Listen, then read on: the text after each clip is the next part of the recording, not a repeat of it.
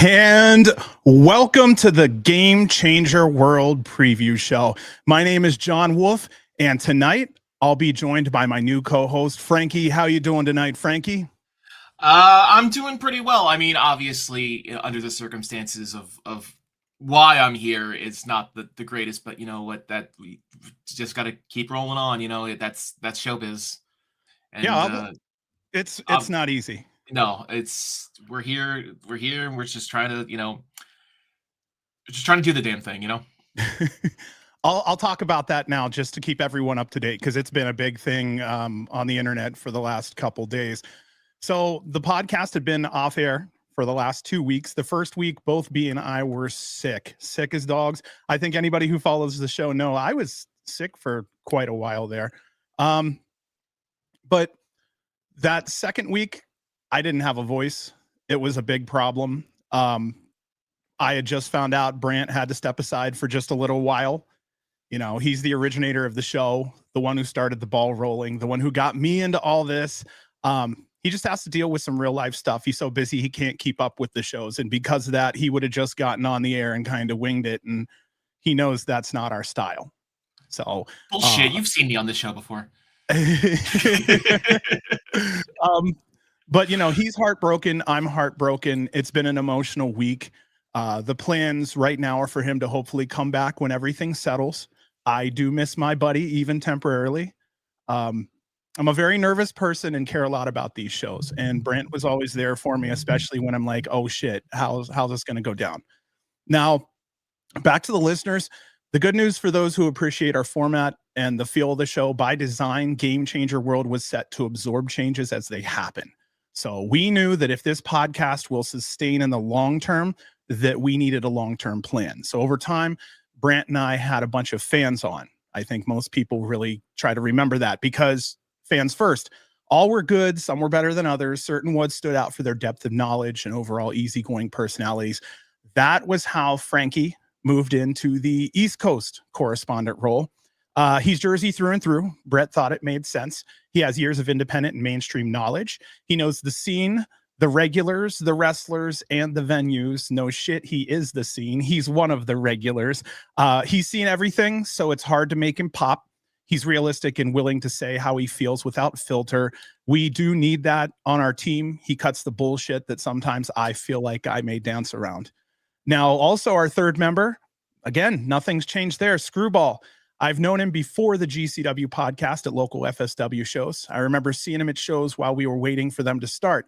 I remember telling my wife, I'm going to go talk to him because I see him at every show and he's nice and early like me, which means he probably really loves this shit. So that's how I met Screwball.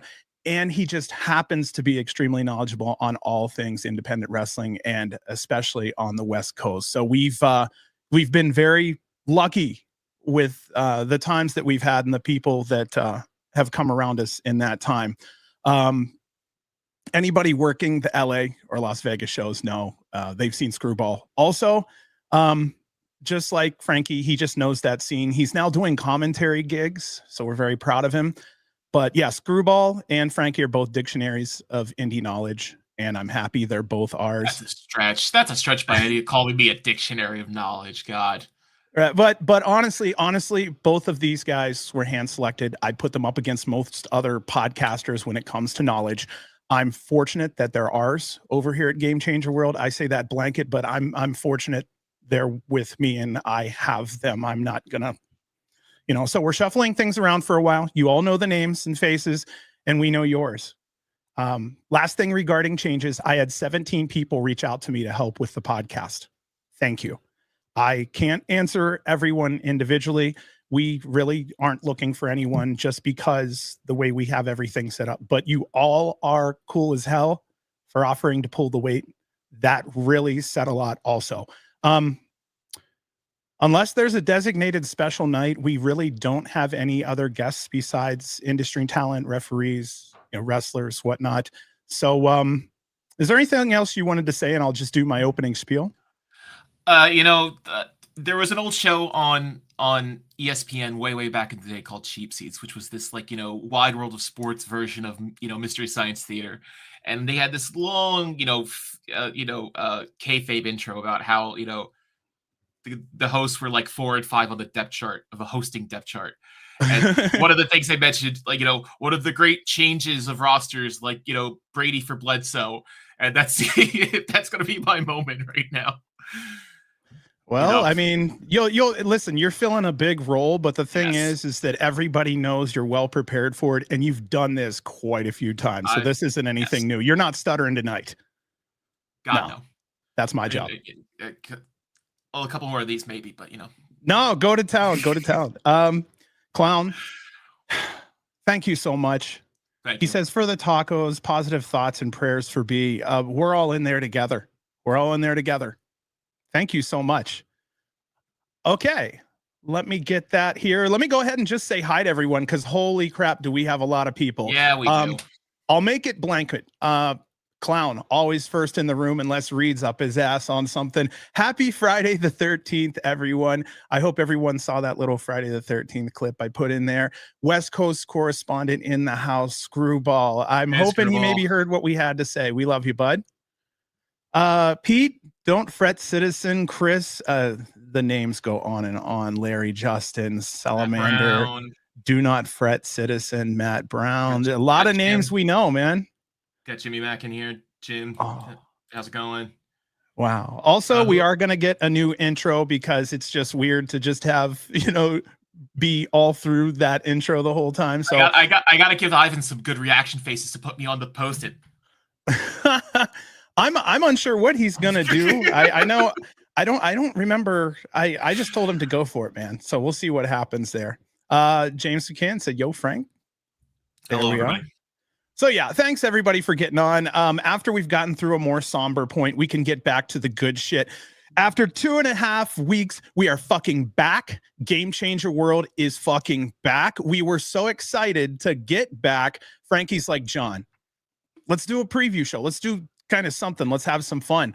And again, everybody knew I was down. Frankie is the kick in the ass that reminded me that the whole point of starting this podcast was to just have enthusiasm and have fun. So here we are on a Friday night. Just to let everyone know, also, our new show will be every Wednesday, and it's going to run 9 p.m. Eastern, 6 p.m. Pacific. We were going to keep to the Tuesday, but the problem there was we didn't want to step on Effie's podcast. He's a friend of the show. We've been talking back and forth for years. The last thing I want to do is try to pull any fans. I do also want to mention at this time, if you have a chance, go over there and say hi to him now that Tuesdays may be just a touch more open. Depends on who you're listening to. This whole thing came together. Like, I just recently fell into a new shoot job. So, just being able to, the Wednesday slot worked a lot better. And in this whole thing where I needed to step up and become the full-timer, it just, Wednesdays just make more sense than those late Tuesdays. So, yeah. And we got Beastman already, Beastman, welcome. Be very careful of those Atlantic City floors. I know how you feel about them. Don't do anything I wouldn't do. He said Husk. Husk. How do you feel about Frankie tonight? He said Husk. All right. Hopefully that was a positive Husk. Was that a good Husk or a bad Husk? Pepsi or Coke? That's a good Husk. Yeah. Clown said congratulations on the new job. Yeah, anybody who's listening for the first time, I hate to say it, but get involved, have fun, because we all kind of know each other a little bit through here. Should post in that chat over there, wherever it is. I don't know. I'm pointing in various directions. What are we looking at? Yeah, Salamander, that is the real Beastman. Yeah, I can say with 99% accuracy, if you see somebody in this chat with a wrestler's name, it is that person. I think we've had maybe one parody account come in through all this time, and this is don't fucking start now. Fucking Christ! I mean, we have a good thing going where we actually have people. What was it, a month ago? We said something about Otis dropping a match, and he came in and said, "What the fuck are you guys talking about? I won that match." Yeah. Oh, it's anybody and everybody. There will be people popping in here tonight. Excuse me. And there are quite a few that just quietly watch on the back end, and we appreciate that and respect that also. We're looking at the 2300 arena. 2300. Looking forward to it for sure out there. Yeah, Beastman's tuning in while he's on the road right now. That is our road warrior. Hell yeah. Okay, so I don't know if I did this or not. Please like and subscribe and hit the notification bell. We read and appreciate all comments. Super chats are available if you want to donate. It really does mean a lot. Already, Clown, thank you. Times are hard and rough right now. It's greatly appreciated. You do anything at all for us. And again, not necessary, but when it's given, holy moly, appreciated.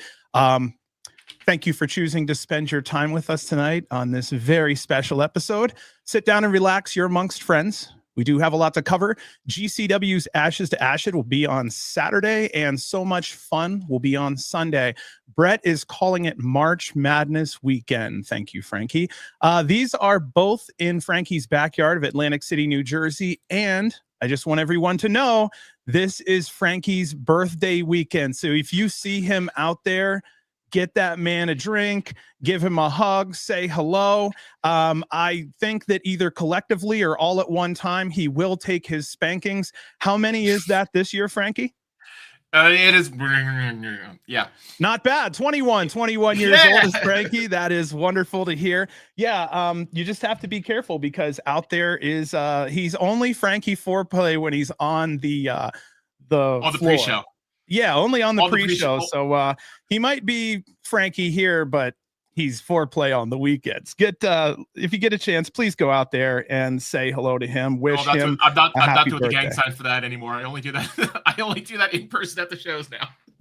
There will not be a photo of me doing that gang sign anymore. It's good to see you've quit those things. Can we keep this together for 15 minutes? Fuck. All right. You're doing fantastic. Let me tell you. The rest of us are kind of, we're doing okay. But yeah, there you go. Steph came over here for a minute. She's asking for a Friday night Taco Bell order. How's that? Come here. Say hi real quick. Everybody's seen you like 100 times. Hello, real quick. There you go. Do they still have quesadillas on the app? Are there quesadillas out here in Vegas right now? There are. Hell yeah. Uh-huh. We know how to do it right. You know what? Just for a while ago, they used to do the chili cheese burritos up north. You can't get those out in the Southwest. And then they just offered them recently for that 90s thing. So that was pretty cool. All right. So kicking off the biggest headlines this week in GCW news, there were new announcements for Joey Janela's spring break. I had a little birdie tell me that right now there are 1,200 plus tickets sold for that show. We'll just go through these 4 matches. There are only 4. We have Bustah, Brain, and Marcus Mathers versus the Rascals. I know there's a lot going into this card, but there's potential for this match or Gringo's match, whichever, to be the wrestling match of the night. What are you thinking on this one? That is, I mean, Bustah, Brain, and Marcus. That is what is left of the old Brat Pack of GCW. So if there was a unit that I think would have the unity in this entire show, save for Gringo and the Desperados, it would be that Marcus, Jordo, Alec combo. They're tearing it up, man. So that versus the cross promotional unity of the Rascals at this point, there's a lot of brain power. There's a lot of muscle memory on both sides of that match that can do a lot of weird things, and I'm excited to see how that one goes. I am seriously looking into it because I don't know how many more times we're going to be able to see Bustah and the Brain in a GCW ring. So stack that on top of the fact that they have Marcus Mathers with them, and again, I don't even know what Gringo's doing, if Gringo's even having a match, but I have a feeling it's going to be between this match and Gringo's match that are probably going to be contenders for match of the night. I'm going to say it right here. It's a 6-man tag where wrestling is the key word of the match. Yeah. And recent memory of 6-man tags in this company has been, astonishing. Like I think the intergender 6-man tag from Connecticut is still a top 5 match all time in this company. Oh yeah, for sure. So there's a lot of there's a lot of pressure riding on this one. There's a lot of legacy of just not legacy, pedigree. I think pedigree is a better word for what I mean. Of just each of these two sides can do a lot of good in this match. So we'll see. Well, I want to see where this ends up on the card, because that's a good question. You're thinking, okay, go ahead. I don't want to jump ahead of you. There's too much on the back end where this isn't gonna main, because you have Sandman, you have the world heavyweight. I would not be shocked if this leads off. Okay. And I think that could set a very high tone for the night if it does lead off. Screwball's with you. I think the trios opens. If not that, chances are a scramble. Or let me be fair, maybe if there ends up being a cage match or something, outside of some weird thing like a cage match setup or a scramble, I think both of you are dead on here. Fair. I think it's going to be a trio open. If not a trio open, let's assume there's 9 matches. I'd put it at the number 7. Give the 8 a joke match or something to breathe, and then boom, hit him with the main event from there. But that's the only other way. I really do think 80% it's probably going to go because to me, it says Sandman closes. I mean, give all the love in the world to the World Heavyweight Championship, and if you've watched this show for any amount of time, you know that we're purists in that regard, where we want to see the heavyweight close the show every time. But but I think we can all agree that, rules are made to be broken, and this is a show where that rule will definitely be broken. So, and I feel like if you could talk about GCW's booking, it can always go sideways, and you never know what's coming. And I think Brett always loves to throw that. He's a pipe bomb specialist. He's like, okay, it's, you ready to get comfortable and watch your show? Okay, then pulls the plug and boom, over goes a grenade, and then who knows what the hell happens from there. But him and Joey like to side. They like to catch you from the side because that's the only way to make it fun. Sometimes. And in Spring Break, it's known as the what the fuck show. Anyway, like I don't think I'm out of line saying that the company that we report on today was built on the back of a shitty little building in New Orleans 8 years ago. Yeah. I'm not even going to say Spring Break 1. I'm going to say Spring Break 2 is the reason that we're doing this show today. So, Spring Break 2 was the show that launched Mania Week as a concept. So we've got so many things coming in. I'm putting your messages up one by one, but we are literally going to get to each one of these matches for a second here. Can you pull Clown back up with the Sandman and Invisible? One moment here. And I have to find that one. It's like 5 in the bottom right now. Or unless. Oh, geez. Sorry about that. There we go. Sandman versus the Invisible Man is genius. In his last match, Sandman can go out actually showing he could wrestle the whole time. And the Invisible Man is such a great stip because this is essentially a mystery opponent match. Because do you really think Hack's going to go out there and dance solo for 20 minutes? No. Fuck no. You think he's going to just flip on his back for 15, 20? No, it's going to be some bullshit where somebody runs in and wrestles a who's who of whoever's in Vegas. Yeah. I can see this as a backdoor rumble where, yes, of course we have the clusterfuck the next night, but I can definitely see this as a Cybernetico even of just a rotating door of people popping in scramble style. I think it's happening. Okay, so I'll just call my shot for fun. This is where, just like Sabu's last year, I could see Vandals coming in because, you take your biggest, heels and you throw them in there and, let them disturb things and then have them get rocked and the fans pop and, So I'm expecting run-ins. We don't know. I feel that's how it's we know it's going to be a gunshot, but what's the make and model? Yeah. Yeah, and we want to know if it's a slug or we want to know if it's buckshot. We're gonna find out. Sorry, redneck talk there for a second. On to this match right here, and we had someone already say in chat. I just don't have the name real quick. I'm so sorry. Joey Janela versus Brody Lee Jr. could be the potential main event. I put here, I'm curious where this match leads. I'm sure Brody's training, but how much training does the young man have? I just don't want him to have a hiccup out there and it trips him up. I wrote that I'm a dad. I want to see him succeed by putting on a good show. I'm sure his dad will also be watching. Janela quietly does good things for the people he works with. Also, does this lead to a greater feud for years to come? Or do you think this is a one-off thing? I'm gonna say, okay, so there's a couple points I want to make here with Joey and Brody. If you're telling me Brody's been training for God knows how long, like he has 17 god uncles in this business that are the who's who of everybody from every different style, of every different flavor that you could possibly want when it comes to professional wrestling. I think he has the ring chops to do something. We all saw that promo a couple weeks ago where it was a fun promo. If you knew where he was coming from with that promo, I enjoyed it a lot more. But if you were just blind going into that promo, it did look kind of rough. I mean, I'm not going to a spade. You said it before where joke match. And I don't think joke match is the right phrase, but I think this is going to be that breather match, this levity match. And I think I could see this slip into that 7 or 8 slot of a 9-match card.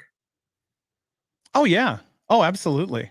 Where we have that breather versus, before, after. I mean, if you put World Heavyweight at 7, Joey and Brody at 8, and Sandman at 9, nobody would cry. Well, Larry's saying something here, and he's saying, look, Joey versus the Kid is whack. And let's be fair. I want to be fair, and I want to side with Larry on this one to try to help maybe be an extension. In the real world, it's a guy, wrestling a kid. Yes. So at GCW, we've learned to kind of lean into things because we've found out that with Joey, especially at the helm, there's going to be some form of awkward entertainment that goes along. So this could be where Natty comes in to do something. This could be, there are opportunities here for other things to happen. I'll talk about it later. But or Brody could just come out and shoot for 15 minutes and be the next hot thing. Okay. Well, that could absolutely see. I wasn't going to get on that, but you're absolutely right. To where he could go out there, kill it, and then go, you know what? This is what's going on. And you thought I wasn't serious. And then back he goes. I see you in 2 years, kid. And he fucking pats Joey on the head and walks off. See you next year. So I want to go with that too, because the mainstream fans especially are going to go, come on, just like mainstream fans will be rougher on intergender wrestling because they're like, come on, the believability level. I understand that, and I'm more on that. Brett and I have talked before where he and I actually have opposite mentalities, philosophies on how it should be. I think there should be less intergender wrestling unless it's somewhat believable, or there's unless it's China for the Intercontinental. Yeah, or I like a good David and Goliath story. I just don't like it used every week. And so that's where I land. But at the same time, I understand how many females are out there wrestling. And there's a whole ball of wax there. But I've understood that it's part necessary and part interesting when Brett says, listen, I look at it as a play, as a show, which is truly what it is. And he says, I see it as a person doing this and another individual doing that. And you're watching the play. So in the play, they should be somewhat equal. So Brett's saying, enjoy yourself, play into it, let it go, just lean into it and have fun with it. For me, I'm kind of old school. So like I said, I wanted to sit there with you, Larry, and kind of try to help because all opinions are welcome. I think that matters. Also, I've argued on this show before that, versus Juggalo Championship Wrestling, that GCW has had a much more grounded, realistic, level of reality, kayfabe, whatever you want to call it, where, GCW's baseline of the universe is a lot lower, a lot more grounded in reality than JCW, which is more of a Saturday morning cartoon in comparison. I'm not trying to, I wasn't trying to shit on people when I said that. I'm just saying, that's the mindset I want people to have when I think of, the level of reality there. There are people are saying that Sandman versus literally nobody. You're talking to a bunch of drunk, high wrestling fans who are all we're the smart ones. We know what's going on. Correct. Hold on. To be fair, just like us. Just like Yeah. a smart. In Las Vegas the night before WrestleMania with 1,200 other people who were all doing the we're doing the funny thing, drunk and high out of their mind. This is these are those stupid matches when people are like, what if they booked that? I'd sit and watch that. Those are the kinds of matches that, especially on a Mania weekend, especially a Vegas Mania weekend, are going to happen. Yes. And Larry's just making sure everybody, he's a fan. Oh yeah. And just like me, he has opinions that are different from others. That's fine. That's absolutely fine. I've actually prided ourselves on this show being really cool with everybody's side, and we've heard some weird ones. And that's perfectly fine. I want everybody kind of respected in that sense. Plus the fact that everybody's kind of talking about a little is really cool. I appreciate that. Anything else on the Janela and Brody thing before we bounce out? So it sounds like we're either going to get a serious match, which I think that's a 15% chance, and 85% saying there's going to be some wrestling. There's going to be some in-between talking, or Joey's going to play up some things. And I think it's a hard sell, like Larry's kind of talking about. I think to that mindset, that mainstream mindset, this is going to be a hard sell. To AEW fans, this may also be a hard sell. And the mainstream fans are essential to the tickets in Las Vegas going off, because Las Vegas in wrestling is essentially not a huge market. West Coast correspondent Screwball can tell you all about that. There's so many forms of entertainment out here. It's hard to really gather a certain amount together unless it's a major situation. Atticus Cogar versus Hayabusa. I wrote here. We're calling him Hayabusa too, right? Yes. That's fair. That's fair. I just went with, I don't know. Atticus loves matches against higher profile talent, and I feel he got it here. I don't know what to expect. On the low, I hope to see a high quality wrestling match that boosts both men. This is Hayabusa's debut in the United States. For me, I get to sit back for 15 minutes and feel like I'm watching the old Hayabusa. Hold on 1 second. There's somebody saying, somebody asked, where can I see Nick Gage versus Danhausen? Triller TV, baby. Yeah, the entire GCW library on Triller TV. I'll take my checks in AC, Brett. Thanks. Yeah, Reed is the devil's. He is truly the devil's advocate. However, Reed has sometimes, we haven't said this in a while, but Reed will sometimes throw out a meteor that we just never think will land, and it'll hit. And we've actually been like, be careful, because sometimes Reed has magic or something and will dial up some crazy shit. I don't know. Trouble said, I was just in Vegas, and within 3 days I went to an NHL game, a show at the Sphere, saw a ballet show. So indies kind of, and that's true. And I think most people, we're all practically huge indie fans here. Most of us. Hold on. We have a big fucking Joe shirt. We have a correction from Mr. Reed Harris Cooper already. For the record, Hayabusa 2 was Zack Sabre Jr. This is Hayabusa Reincarnation. Do you feel that's the true? Do you think Zack Sabre Jr. though was the true successor? But I don't know enough to correct Reed on this one, so I'll believe it. Actually, you were talking about the Sphere for a second, Troubles. I was trying to get Metallica tickets to the Sphere. That would have been amazing, but I can't afford to lose my left leg. My firstborn. They're building a Sphere out in Washington, D.C. Hey, I'm not lying. I hope they do. It is the coolest thing to see the skyline in Vegas, and there's like this huge glowing ball, and usually there's a big smiley face on it. It's really cool. Like, So I have a very weird fear of very large indoor spaces. So like very tall indoor atriums give me the willies. Not being like at the top, not being at like the top of a tall skyscraper, like on like top of the Rock or something, like top of 30 Rock in New York City. I can handle that. That's fine. It's just being in a building with like 100, 200 foot tall interior ceiling, and I look up to that and I say, "Oh, someone has to go up there and dust that ceiling." Fuck. And that's what scares the shit out of me.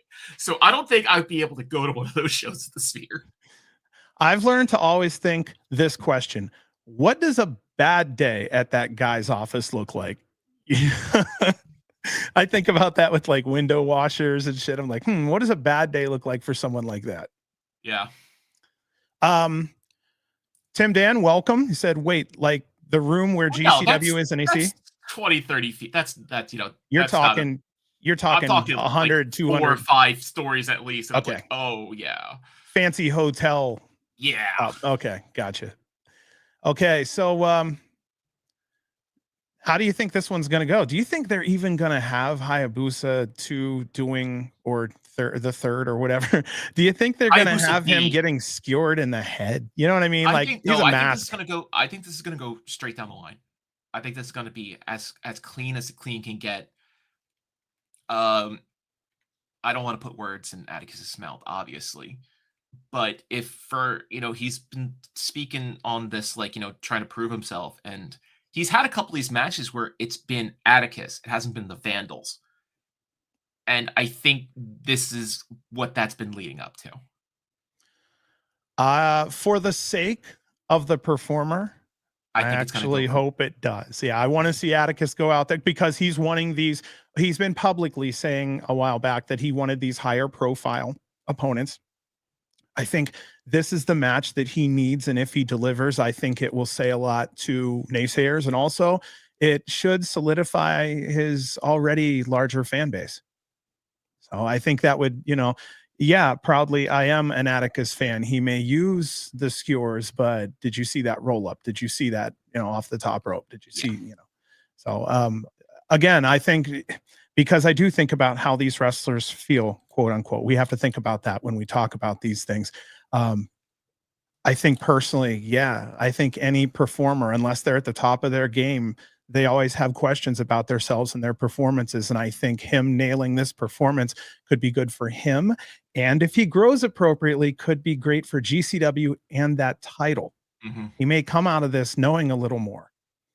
I asked Effie, what did you want to do with your next title run that you learned through this one? There's a chance here where Atticus could have his eyes open just a little more and do something fantastic. I'm really looking forward to seeing it because he's very creative, and yeah, looking for those videos down the pipeline too. All right, then we'll roll on to this. No. I figured when you're done, you're done. Finally, I'm going to talk about this one for just a second. Sandman versus the Invisible Man. I'm going to probably go maybe more where Larry would go here. I had doubts initially.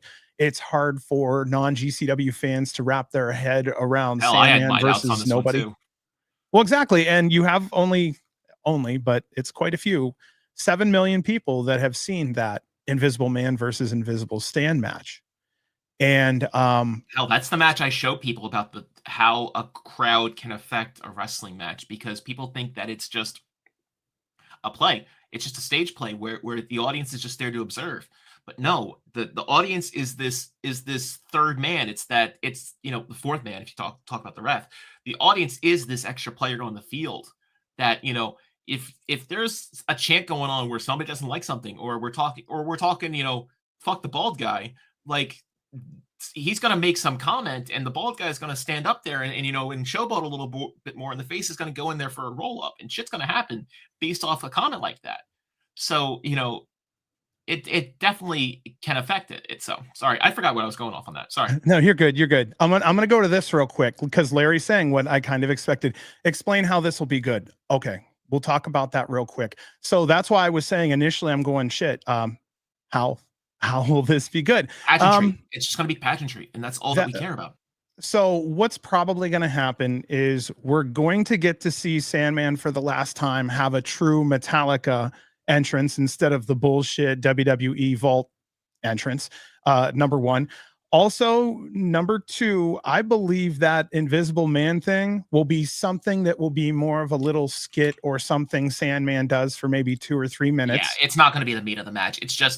No. Invisible Man is just on the poster to hide who's actually going to be in that match. Exactly. So I think that's only going to be something that's happening for a couple minutes. I would recommend going over to the Sandman podcast because, and I don't know which one, but he was talking about how he wanted this match because he had some ideas that he would like to do up against the Invisible Man. So there's only so much you can do. This gives a little bit more space to do some of those wackier spots that you really can't do. Right up front, Hack knows it's a joke. He knows it's something fun to do.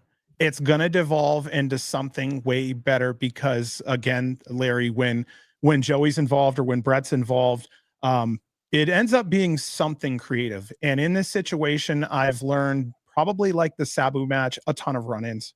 There's going to be a ton of ECW originals that we may see. That's what I'm really looking for. Tim hit it right on. Yeah. I don't think it would be RVD because he was against blood and all that stuff, but maybe if this is somebody that's his good friend, he may come out. RVD didn't come out for Sabu though. But yeah, that's what I think is probably going to be a lot of fun. Tommy's still there too. Oh, yeah. So Tommy's another one. I don't think they're going to do a one-on-one, but I could see Tommy coming out. So here's what I'm thinking. We're going to get an impromptu heel team. And then I think Sandman's going to team up with a team of 2, 3, 4. And I think we end up seeing some type of a tag match. We get a scrum at the end. Sandman takes them all out. He gets his final time to put the thing up. Maybe Brett plays his music towards the end of the fucking match, kind of turns it into something amazing, and he gets his blowout. But if you think, again, you know, he's going to just flop on the ground for 15 minutes, belly over ass, that's not going to happen. And nobody's going to expect him to do that. He wasn't going to do that back in the old days. That's a tough man. I mean, probably, like I said, we're so deep, we're so lost in the sauce that when I saw Sandman versus Invisible Man, I was like, no way, this is going to happen. But now when you think about it, and you know, we're genre savvy enough to think of, okay, this is just a cover up for what they're actually going to do for Sandman's last match. And Casa may hit it here. It might just be a cane and a pin. Very possible. Gets on the mic, calls out anyone who wants to step, and boom. That's extremely possible. We need to watch who has matches. It's so Sandman versus Invisible Man is such a laser pointed, you know, advertised main event that it opens up the back end real main event to literally anything. Yeah. So I mean, yeah, just have fun with it because it's going to be fun. But I did say, and I know it's going against the grain a little, but initially having Joey versus a younger kid and having Sandman versus an invisible person is truly a hard sell to people who are outside the GCW bubble and don't understand the amount of creativity that both Brett and Joey have and what they'll bring into it. Remember, this is and the illustrious history of and career of the Invisible Man in GCW. Yeah, so there's a lot going on here. Remember that GCW fans and independent fans generally like to lean into things. So when there's a heel, we lean into the booing. We're not a mainstream fan where we might try to cheer the guy in the ring to throw him off and blah. No, we're much more participatory, and we lean in. And a good chunk of the fan base want to actually see these wrestlers move up and get money and go somewhere. So it's a different you'll hear mentality. So many more both these guys chants in a GCW ring than you will in most promotions. Yeah. Just because, you know, like we want everybody to get that bag, get going, you know, do the damn thing. So yeah. Let's see here. What else do I have written here? But after tossing around the idea, I get it. I know that I don't know. What else are you going to do? It's going to be something entertaining. If it falls flat, okay, so I won't say this is a Hammerstein, but this is one of those shows that's probably going to be hyper judged like a Hammerstein show. The spring breaks usually do. And so nobody wants to fall flat on their ass and no one wants to retire, you know, with a bullshit chicken style match. So I think we got something good here. Well, let's be honest. It's pro wrestling. If the first retirement sucks, he can have another 4. Oh, absolutely. Yeah. We can turn this motherfucker around and have it. Yeah. You know, him and somebody else him and Joey real fucking quick. And there's nothing to say that Joey might not come out and do it just because he has that match. That could also be something we don't know. And anything is possible. Yeah. Yeah. See, you already did. Anything is possible. So now we have the clusterfuck, the new Italian announcements here. Ricky Sosa, Green Phantom, Santana Jackson, Nate Webb, Cruel, Vipress, Beastman, Matt Marko, and Slade. I just wanted to bring that up real quick if you had anything to say on the clusterfuck.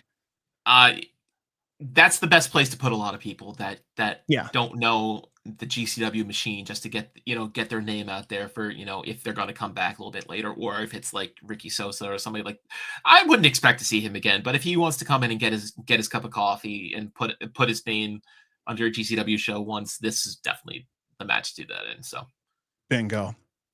Because the clusterfuck is the clusterfuck is such just a celebration of everything that's dumb and stupid and fun about pro wrestling. I had to let you hang for that one. I think that's well said. Yeah. Yeah, I think more announcements are coming. I'm really interested in who hasn't been announced that shows up at the event. It's a wild one. I got early tickets morning on guy that steal. Early morning guy steal. Let's go. We've heard about that. Look at that. Sosa Mathers. I'm happy to see ELP coming back at some point. I think that's what I want to see. Viva la clusterfuck. Damn straight. Oh, what's up, Mose? Good to see you. I will see you tomorrow at the Showboat. Have a good one. Have a safe trip, unless you're already there, which, sorry to hear you made it. But yeah. No, I was going to say, anybody who's never seen a clusterfuck before, it's anything and everything, and that can be fun. It's a birthday drinks. Let's go. It's always 2 hours of just like the best comedy rumble that could ever happen. Oh yeah, we had a guy who came out and slept on a bed, and then Mickey Knuckles came out and dry humped him on her entrance. Yeah, you're going to get everything, actually. Speaking of Mickey, also my wife has this amazing picture with Big fucking Joe. He took a coat hanger and said abortion and shoved it up. Oh God. And she held a big old dildo out of her mouth and bent over as he stuck it up. So yeah, man, enjoy the clusterfuck. I can't wait. It's I wish I could have joined you guys out in Vegas this year for the clusterfuck, but real life gets in the way, and truth. Yep. Truth. On to Gringo Locos, the world on Lucha. One match has been announced so far. Team Gringo, that's Gringo Vengador Ares versus Team Dragon Gate. I believe it's Hio, Xai, and Yoshioka. I'm so sorry. I've never seen those names before, so I want to apologize up front. Kazi, I've seen before. I think I've heard it. I think I've heard it Kazi, but I could be wrong. But I'll just apologize up front. I don't know better, and I'm trying to phonetically just work with it. Also announced for that show, El Desperado, Galeno Del Mal back. Let's go. How about Galeno Del Mal back? That fucking Mexican chunk of meat is fucking amazing. Jack Cartwheel, Malafama, which is oh my gosh. I'll have to remember who it is. It's a team, and we've seen them quite a few times. Oh shit, it'll come up in chat. I can guarantee it'll come up in chat. There's a V in the name for one of them. It's okay. We'll get back to it. Otis, Latigo, and Toxin. Latigo and Toxin, that's what it was. The Mexa Boys, who I said, if they come out pretty hot, watch out for them to be contenders for the GCW tag team titles. And my wife is happy as heck over Thunder Rosa.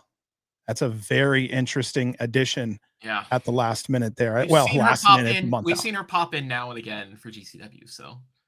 Yep. And so thankful she does. Yeah. All right. On to the MDK Club. We have 2 matches announced so far. We have the team of Tanaka and Hayabusa versus the team of Bear Bronson and Mr. Danger. That's okay. I didn't know about this one. Yeah.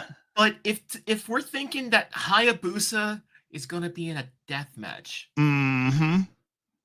against Bear, who we can arguably say is reaching that ace status for GCW right now. So I was thinking that we could have a classic, like Mike Awesome Tanaka, and just Bear is in Mike Awesome's position. If this was a singles match, I would tell them both, go study the old Tanaka Mike Awesome match where there was just those vicious chair shots. You can even watch the one night only. Twitter. We could just DM him that match. We've got Bears some We've got inspiration. Bears Twitter, right? Yeah. He's a fucking fan. He probably has already watched it and taken notes so many times. You know what I mean? So chances are so I don't know if people remember, but I think when he did his wish list for the year, either Tanaka's name was on it or someone else. So this match, very, very interesting. Looking forward to it. One of the stat boys in chat could go double check that for us. I'd appreciate that.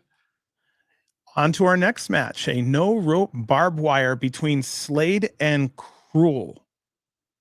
All right, I'll take it. Yeah, I'll take it. Please. And let's let these guys kind of spread their wings and see what happens. Hopefully they're creative and give us something special.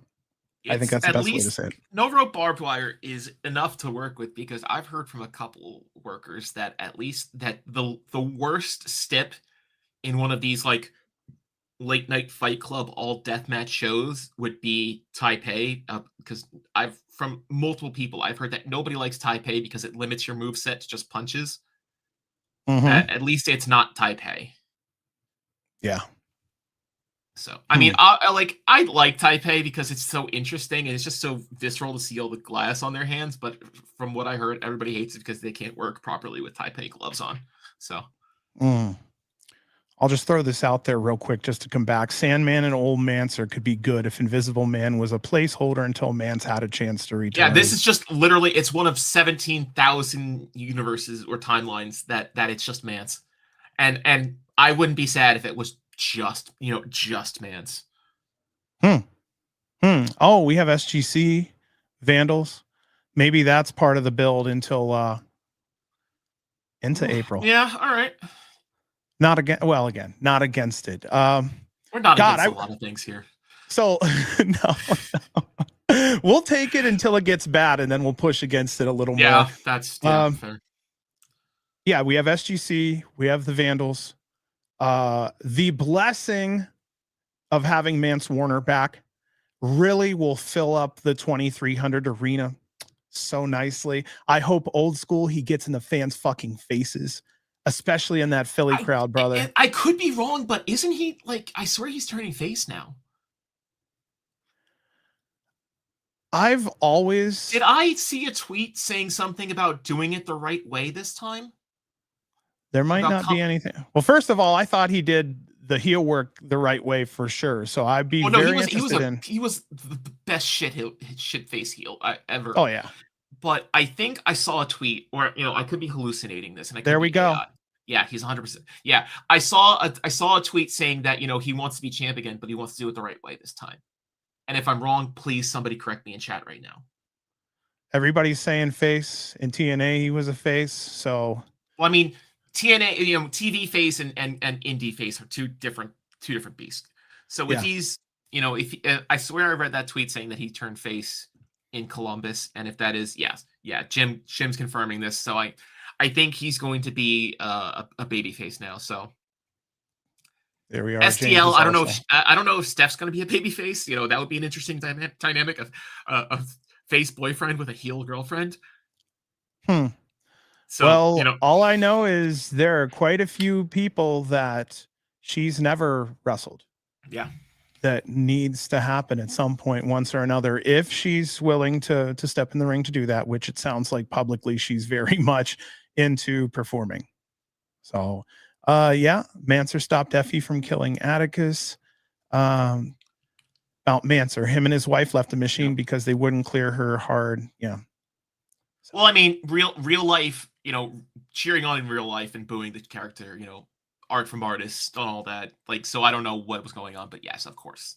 Yeah, of course. Also for the MDK club, we have Vipress, Cyclope, and John Wayne Murdoch heading into Effie's Big Gay Brunch. It's been announced that we have Nyla Rose versus Dark Sheik.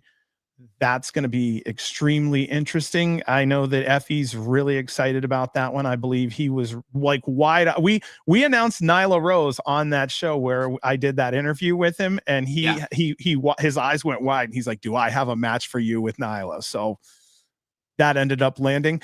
Also announced for this show, Mercedes Martinez, Mad Dog Connolly, Jordan Blade, Brick Savage, Ali Catch, Kid Bandit, Devon Monroe. I think I said that correctly this time. I've always been terrible with I've that always one. said Devon, so yeah. Me too, but Effie keeps saying Devon, so I'm like, I'm fucking Probably this Devon, up. yeah. Again, here we are phonetically, so sorry. Monomoth and Vipress set to be on there. I'm thinking maybe we see Mercedes against Vipress because Vipress on Twitter has made it kind of a big deal that Mercedes is on the show and whatnot.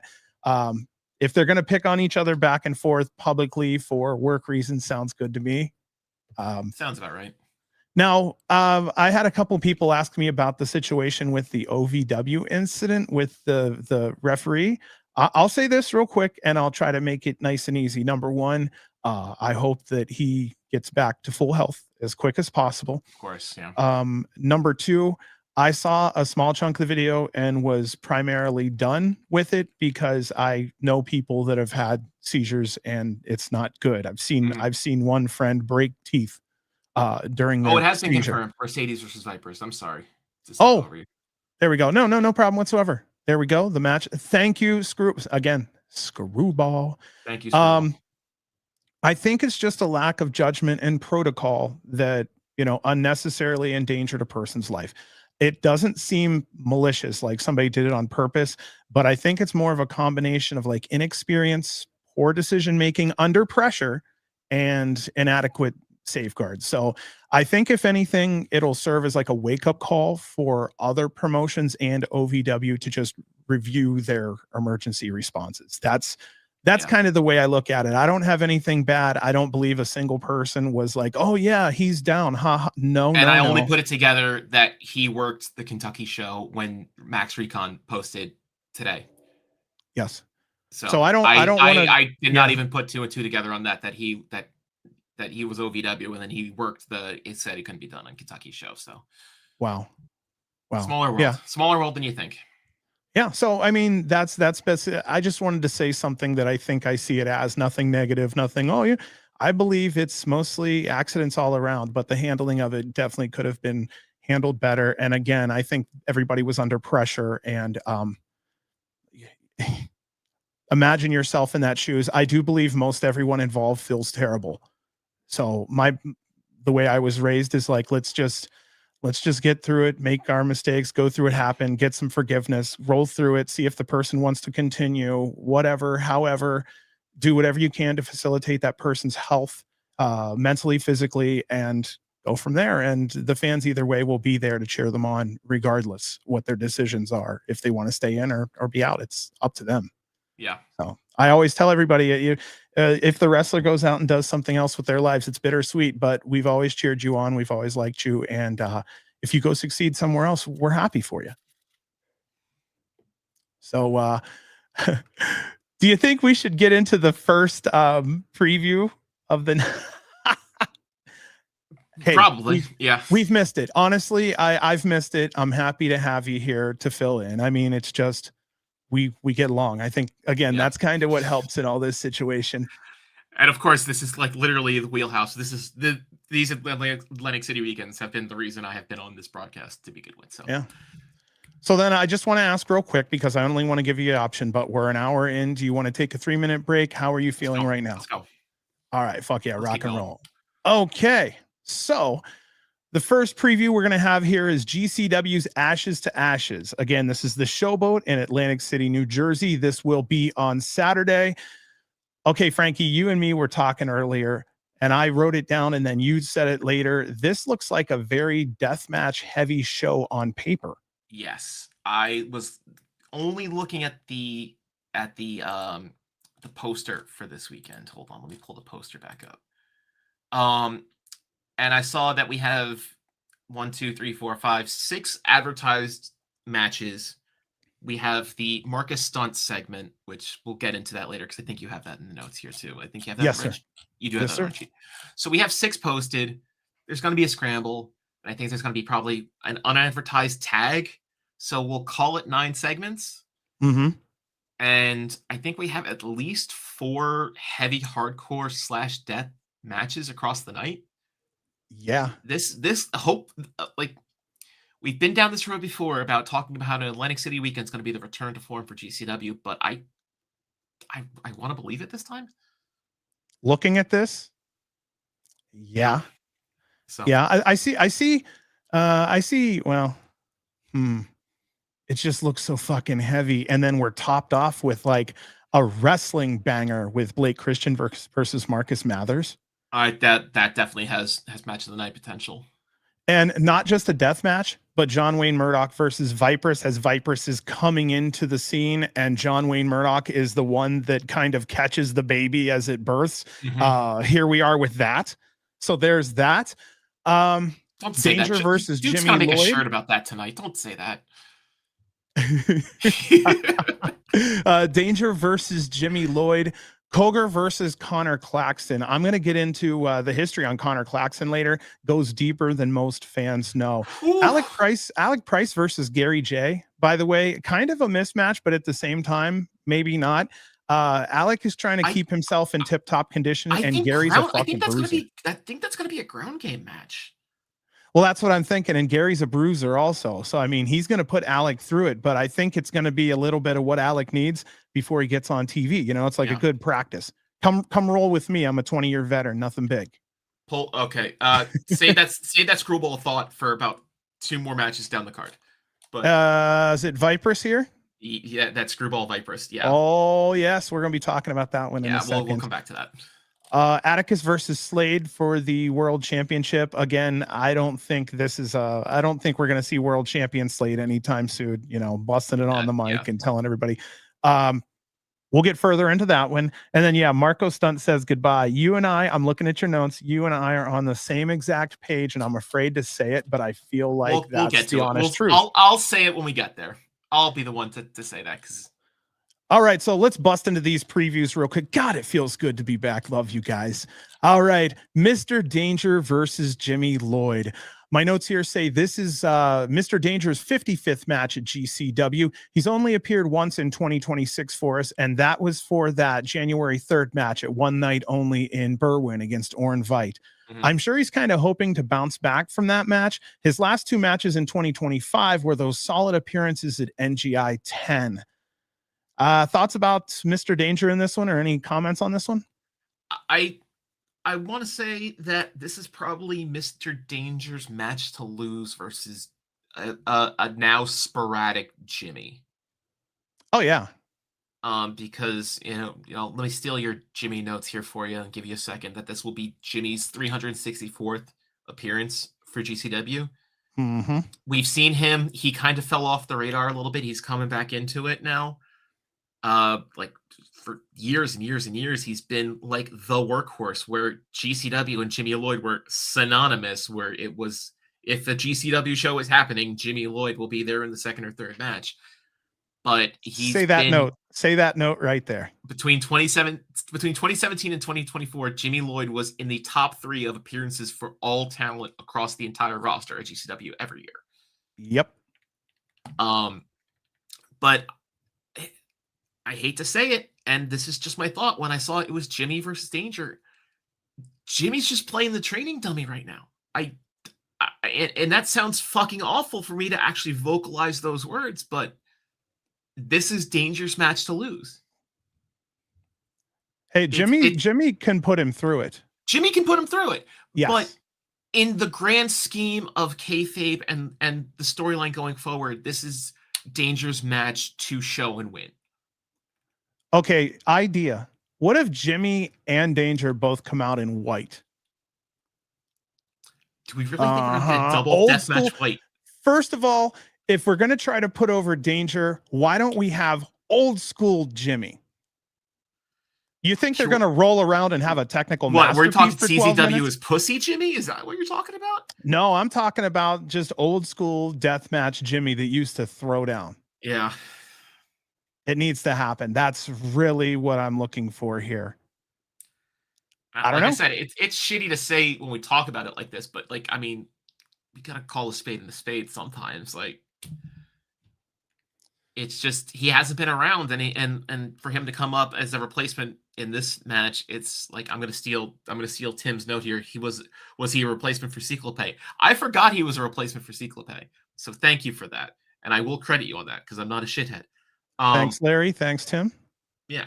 But in the context of what it is now, it's dangerous match to lose. Like, end of story. Like Vite. Yeah. And then tomorrow's match, or the next match after that's versus Janela. His match to lose. Somebody's getting tested. Somebody's going through an exam right now. This is a TOS. This is a TOS audition. You better bring it. So this is what I say, match 55, 56, 54. I didn't even know that was that many. Good for him. But you better bring it. 5-6. I think that's how the no. I haven't heard any of that stuff. I'm not even saying it. I haven't heard any of that in a couple weeks, and I'm so thankful I haven't. We're gonna hear it all fucking weekend, aren't we? I put here that I feel Jimmy puts Danger through the ringer, and hopefully Danger comes out better for it. I don't know if it matters if it's sold properly, but who do you think wins this one? I think Danger does. I put like 90% chance Danger. If Jimmy goes over, Danger better look fucking good. You know. The other thought I had would be Jimmy steals a win, but makes Danger look like $1 million. That's yeah. We're on the same page on that one. So, yeah. We think very similarly when it comes to how are you gonna pull something like that. So it's one of those two. It's either Danger wins clean or it's Jimmy steals some bullshit win, but Danger still comes out looking good. So similar philosophies. Mm-hmm. All right, on to Blake Christian versus Marcus Mathers. I wrote here, it's nice to have Blake Christian back at GCW. He's against one of the hottest young athletes out there in Marcus Mathers. Blake first. This will be his 179th match at GCW. He's held the GCW World Championship for 356 days and defended it 41 times. That's the second most defenses historically behind Effie's 43. The last time we saw Blake in a GCW ring was on June 20th, 2025 against Miyu Yamashita in Little Rock, Arkansas. I wrote here, I also had a great one-on-one interview with Blake a while back that can be found on Body Slam's Game Changer Weekly. And we spoke exclusively about this new character he was working on. And he didn't say much, but he talked about it for a little bit. And it ended up being the current one that we see on Ring of Honor and Dynamite and Collision. Mm-hmm. So if you have a chance, go and check that out. If you're a Blake Christian fan, it's really interesting to see him talking a little bit about the infancy of the character that now he's doing great on, right? Mm-hmm. Yeah. Okay, Marcus Mathers lighting up the ring at only 22 years old, already a 7-time champion. Before his 2 matches last weekend, Marcus just got off a 19-match run with Dragon Gate. Is Marcus still in the WWE developmental program? I'm unsure about that. I'm reading Reed's comment about how this is a legit AEW versus WWE match. So I'm going to say yes, ? On Ron Burgundy. Salamander's back. Good to see it. He said yes. So I'm going to say yeah. Can't wait to boo Blake. Oh, we're all gonna fucking boo Blake because that's the only way to be in Atlantic City is to boo the shit out of Blake, no matter what. Oh, enjoy this. He's gonna get Matt Cardona heat. I think that's what's coming. Like I said, he's gonna get Matt Cardona heat, but it's all love when it comes to when we boo the shit out of somebody like that. Marcus is the next WWE ID champ, challenging Cappuccino in Vegas. Got it. Nice. Thank you. Good shit, Reed. Okay, then we should move on. Well, you know what? Who wins? Does it even matter? This is more of a physical showcase, right? Oh, this is purely just holy shit. That was a great spot. Holy shit. Yeah, no, but it doesn't. It means absolutely nothing who wins after this. I think bringing up that point about how he's in line for the WWID champ, I think Marcus wins. But this is not a Marcus wins at the hands of Blake's defeat. I think that it does not matter who wins this one in the long run for either of them. As long as no one trips and falls on their face, I think this one's going to be damn fantastic. Do we get heel? This is definitely the wrestling match of the night. Oh yeah. Do you think we get heel or face in this one for Blake? Oh, heel. Yeah, think so. There is no such thing as a face Blake Christian in Atlantic City. No, oh, you know what? You're right. Yeah. It's tradition. It's tradition to boo the shit out of him. That's the reason he became a heel, was because Atlantic City was booing him when he was a face. Like, oh. All right then. John Wayne Murdoch versus Vipress. I wrote here Murdoch's 146th match at GCW. The 37-time champion just stepped off a 4-month series of shows at ICW No Holds Barred, still holding the ICW American Deathmatch World title 268 days and running at this time. This is his second run with that title. John is also the XCF Destroyer champion, the XCF Tag Team champion, and with Reed Bentley and the Rejects. Also his fourth title. My goodness, John, is with the Rejects. Vipress hasn't been in a GCW match in Atlantic City since Homecoming Weekend 2024. Recently, she's been deep in hardcore. She was at New Year's Eve in Richfield. So, I mean, it's similar Close. crowds, but yes. She's been taking on Drew Parker, Atticus Cogar, Cyclope, Emerson Jane, and others. She's doing well and widely accepted by GCW fans. I'm just asking you, Frank, how do you feel she's doing so far? And is there anything else you want to see out of her in deathmatch? Like I have, this is, some of the deficiency of there's just so much to watch. So I really can't, forgive me for not actually having a good opinion on this, but I'm not disappointed to see her in an Atlantic City match. I'm excited to see what happens. I'm excited to see how Vipress' style matches up with John's style. Yep. We were talking about how this is going to be a deathmatch heavy card. I definitely see this leaning heavy hardcore light death. I definitely see tables. I definitely see chairs. I see it like at least one chair, bridge spot. Maybe some wacky on the floor apparatus comes out for this one, like a wine rack or like a spider. Hell, I could see a spider web come out, like, some bullshit that I didn't expect to see come out for this one. But I think that this will probably, like somebody said it in chat, I think this is a Vipress audition for TOS. I think that's a great way to put it. I think you're right. Screwball said, I think Vipress gets full death with glass. She's the one bringing glass to UCC. This could absolutely go full death. It is Atlantic City. Like, you sneeze and a match turns full death in Atlantic City. So. Wow. Vipress cut a I Have a Death Wish promo for this. I haven't seen that yet. Oh, then I guess we're getting full death for this one then, aren't we? Okay, so initially I was kind of concerned because you have anyone coming into the hardcore deathmatch scene, when you see them going through glass in their first couple weeks doing it, you get really concerned because going too gung-ho can really, but she's handled it all well. And the fans aren't questioning if she's good enough to do it, Okay, I have a question for the fans out there, especially Vipress fans. Is she doing deathmatch outside of GCW anywhere? I don't think I've seen her at NHB, so that's not happening. But Reed, in your mind, I see you kind of thinking over there. I'm gonna check Cage Match real quick. Okay, yeah, Screwball. Any of you that really know their shit? Reed might know it. Let's see, current matches. Yeah, 100%. Reed doesn't know. He's trying to figure it out. She fought Shotzi at House of Glory. I don't think that was deathmatch because that was in LA. Oh, she was doing Circle 6, 7. Okay. Okay. So there you go. That makes sense too, because I think they were running or are running out of Los Angeles, right? Wrong? I know Screwball would know that one for sure. Yeah. Let's see here. I put that I see Murdoch testing Vipress, hopefully giving his stamp of approval. We're going to know at the end of the match based upon how he treats her.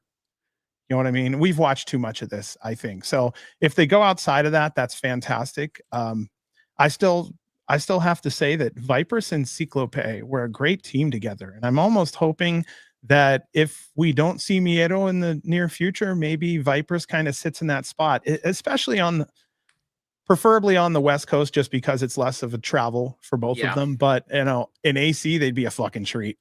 They would.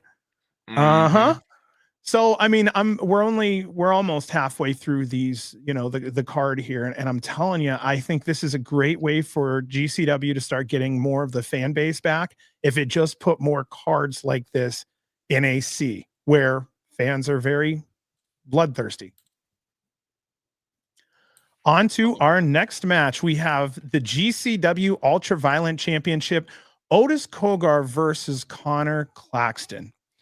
I wrote here, Otis is the current GCW Ultraviolent champion. He's held it for 56 days since winning it off of Matt Tremont on January 17th. Their feud for that title felt somewhat under the radar. Most didn't know Matt and Otis met up 11 times in a GCW ring, starting from Tournament of Survival 10 at the finals and onward. Otis is looking to win his 5th title defense against Conor Claxton. Conor and GCW go way back. His first match here was on August 21st of 2016, almost 9.5 years ago, against Danny Havoc. In his handful of matches at GCW, he also fought Jimmy Lloyd, Marcus Crane, Dan O'Hare, Nick Gage, and Matt Tremont. And now, after a 5-year hiatus, in his 10th match at GCW, Conor goes straight to the top and up against Otis Cogar. Conor was the... Yes, sir. You said the name. Does Otis invoke the name of Daniel Tiberius Horatio Hornblower Havoc during this match? I hope so. Does Otis come out dressed as the ghost of Danny Havoc with the jawbone necklace, getting in the fucking head of Conor Claxton?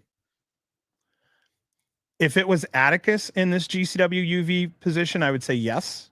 But as it being Otis there's a 50-50, because I don't think, maybe, but I don't remember commentary putting over Conor as big as he should be for this specific match. And I think that if it was, maybe I missed it, but when I heard Conor Claxton was in this match, the first reaction was, that's a name I haven't heard in a long fucking time. And you know your shit over there. And he's been in H2O, and that's just a name you don't fucking hear. And to see him come up in Atlantic City, those are the old heads that have survived the H2O garage where he would have popped up. Wow. So look at Scion. Haven't seen him since like mid 2010 CZW. Yeah. Well, then I'll talk about that real quick. Conor was the first ever CZW Medal of Valor champion, ran for 388 days. Also a 4-time Vicious Outcast Wrestling Anarchy champion, totaling 504 days, and an H2O hybrid and tag team champion, both 194 and 196 days, respectively. He's participated in 21 tournaments in his career, appearing in the finals 9 times. One of those wins being at the Tournament of Death 18. He was also known as one of the members of Nation of Intoxication with Danny Havoc, Devin Monroe, and Lucky 13. Who wins? I mean, yeah. Otis. Yeah. Like, it's a match versus, it's, can I say that this is just a local hero match? Like, I don't want to degrade Conor Claxton by calling him, this is just, blow it into a B-town going against the local hero for the championship match, but it definitely has that vibe to me. Am I wrong? If Conor can go, they could have something here, because every now and then we've been surprised by that local guy. You know what I mean? Yes. If he can go from the outset, if you didn't have that same thought, you're lying to me. Right.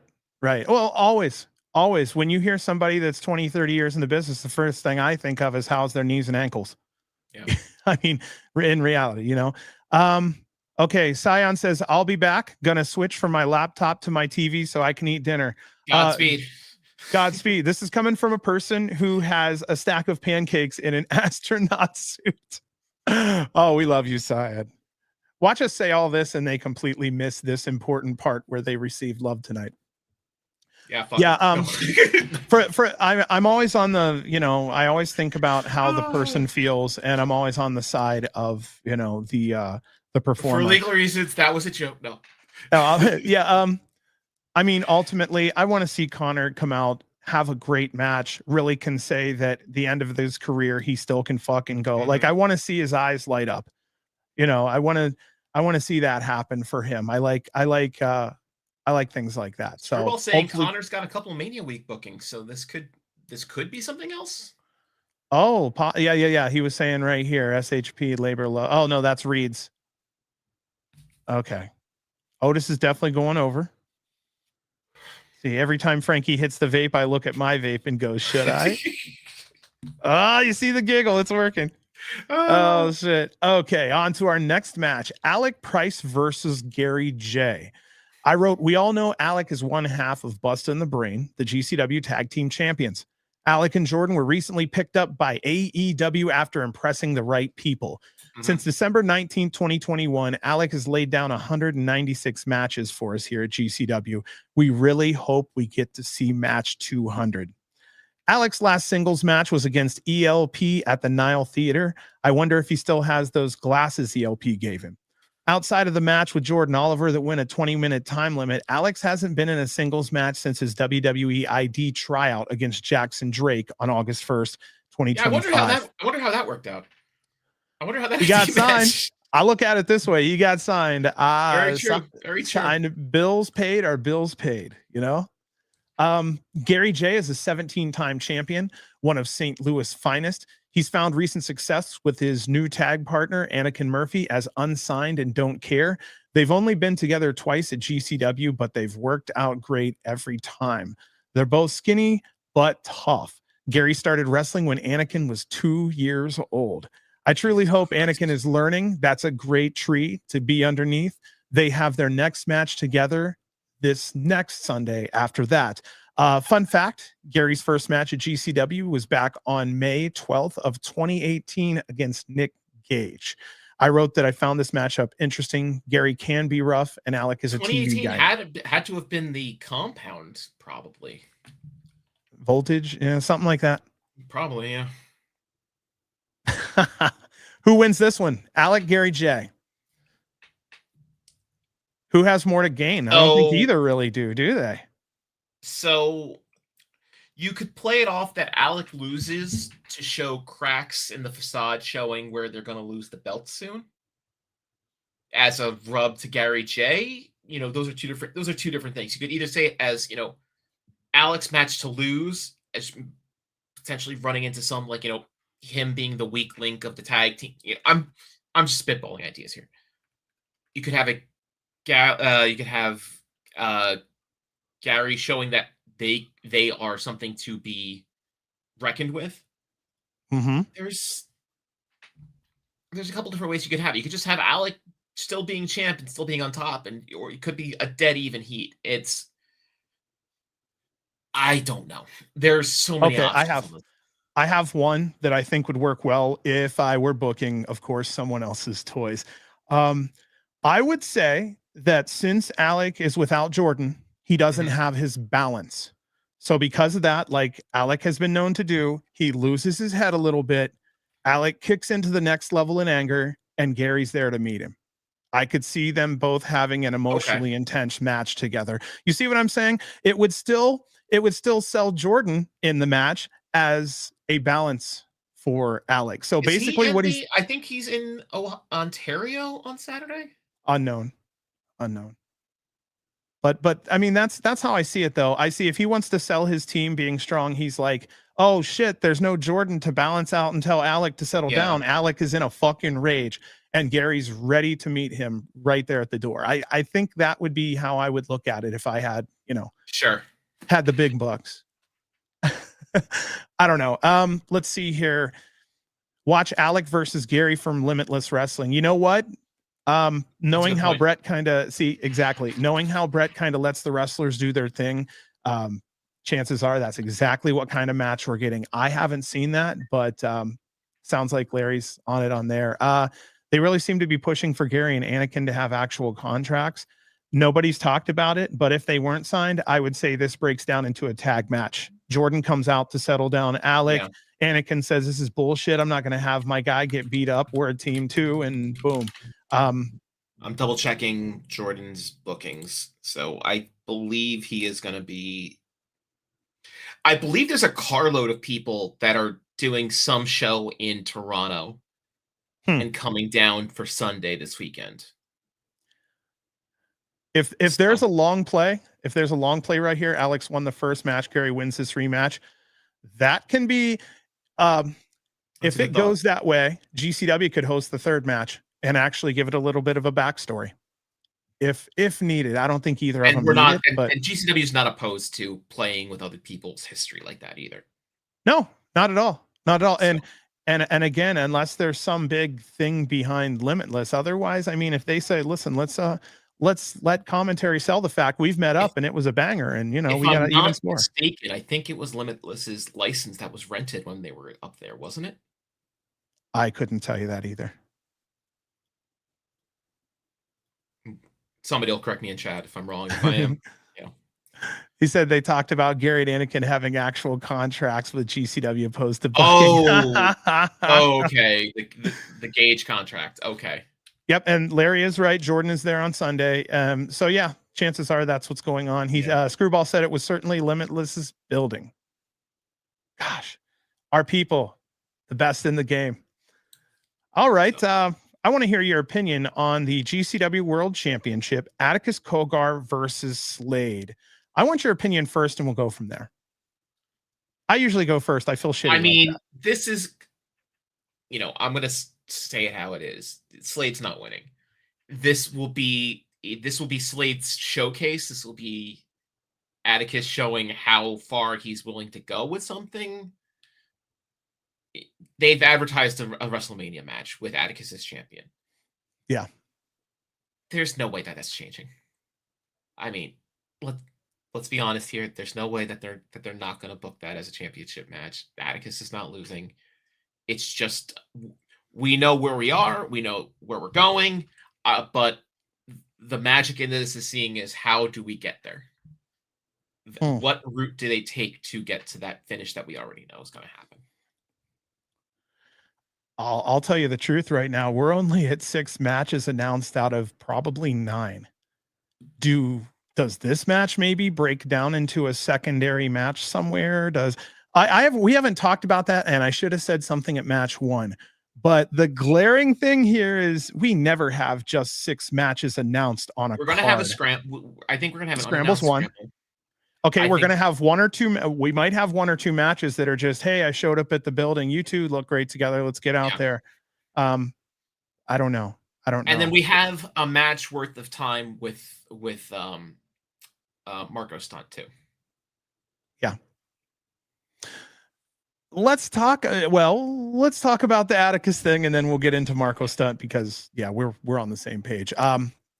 Now 10 is the magic number for Atticus. 10 years in the business, 10 championships to his career.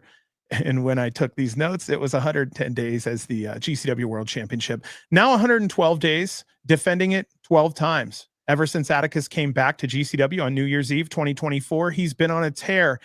Let's do a check-in real quick here, temperature-wise. Atticus Cogar, GCW World Champion. How do you feel about his run so far? What would you change? What do you like? It's so weird, because I remember when Atticus had his exit from GCW way back when. Everybody and their mother that I knew was just cursing the name, not giving a shit, this and that. But of course, I don't want to call it time heals all wounds. I don't want to call it, being a kiss up because he's back in the company. I enjoy it. It was a legitimate shock when he came back. It was just one of those, hell froze over kind of moments. And I'm just here for the ride these days. Yeah. And if this is the way that happened, where he came back and he became champion, either he's doing something right or everybody else in the world is doing something wrong. I don't. It's we're here to see how it happens. We're not here, everybody. I hope everybody in this chat knows that, it's people play fighting with their friends in shiny pants. But, it's the theatrics of it. And wrestlers are just fans who are in shape. Yeah. And I'm just here to see what happens. And Yeah. that's why I still deal with this fickle mistress of pro wrestling. Just to, fucking feel something and see and go for the ride. Okay, so maybe this route, and again, this could be where we hook right. Slade is stoic and he likes to take damage. No, he's great at taking damage. And Atticus is an expert at giving damage. Mm-hmm. If storylines were the way they were, and people knew because they watched the show or our interview that Slade and Bear are friends, and Slade doesn't have but just a few friends out there, Bear could come to Slade's side, and right there we have a potential of Bear versus Atticus in the main event for the GCW World Championship. But again, I'm playing with someone else's toys, and that's a pipe dream. Because, or this could just be the Slade, sympathy face appeal.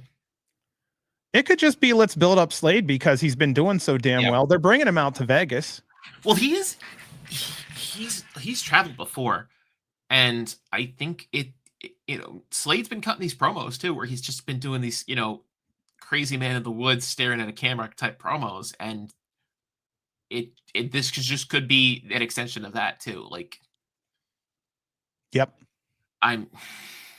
there's not much more to say beyond that, really. We could talk about this real quick here too, was that I'm liking those backstage promos, even if they're just little bites. I do like them, and I say little on the bites walls before going out to entrances. Right. Okay. I like them in short spurts though, because if you go too long, they have to act. And let's be honest, none of us are good actors. So it's nice to just do something simple, something quick. Again, me and B especially, well, you were part of it too. We pushed the shit out of Bustah in the Brain. They started doing them, and partially, dude, their promos started getting really good. It helped them grow. It facilitated them. It made them feel, I'm guessing it probably made them feel a lot better about themselves, more confident knowing they can cut promos. And then boom, here they are. Now, and our point was, don't cut your teeth on TV. Do it now on GCW so that when you go to TV, you're polished, and boom. So, I mean, nobody has to really act for 4 minutes, but if they could just do a 10, 15, 20 minute little banger, I'd like to see a promo before the show, and then the music hits, dun, dun, dun, dun, dun, just open the show with, I mean, it sounds old school. It sounds more like TV, but at the same time, we're talking about it. I was talking to a couple of people that I know that were like crew people, and they said, like, I liked like the fly on the walls of like Bear and Gabby talking about how they're backing up Tremont before Tremont went out and got his ass whooped. Mm-hmm. And in those little spurts, but I don't want to just become TV. I just don't want to become WWE. There's that fine line you have to walk where it's like professionalism and just, a tight polished product versus, oh, this is just the same as WWE on TV now. We have upgraded quite a bit. I mean, it's nice to have the audio and the video actually connecting. Yeah. It's good to have the signal not drop, Some of those inclusions around 2022, 2023 really did get the product back in order.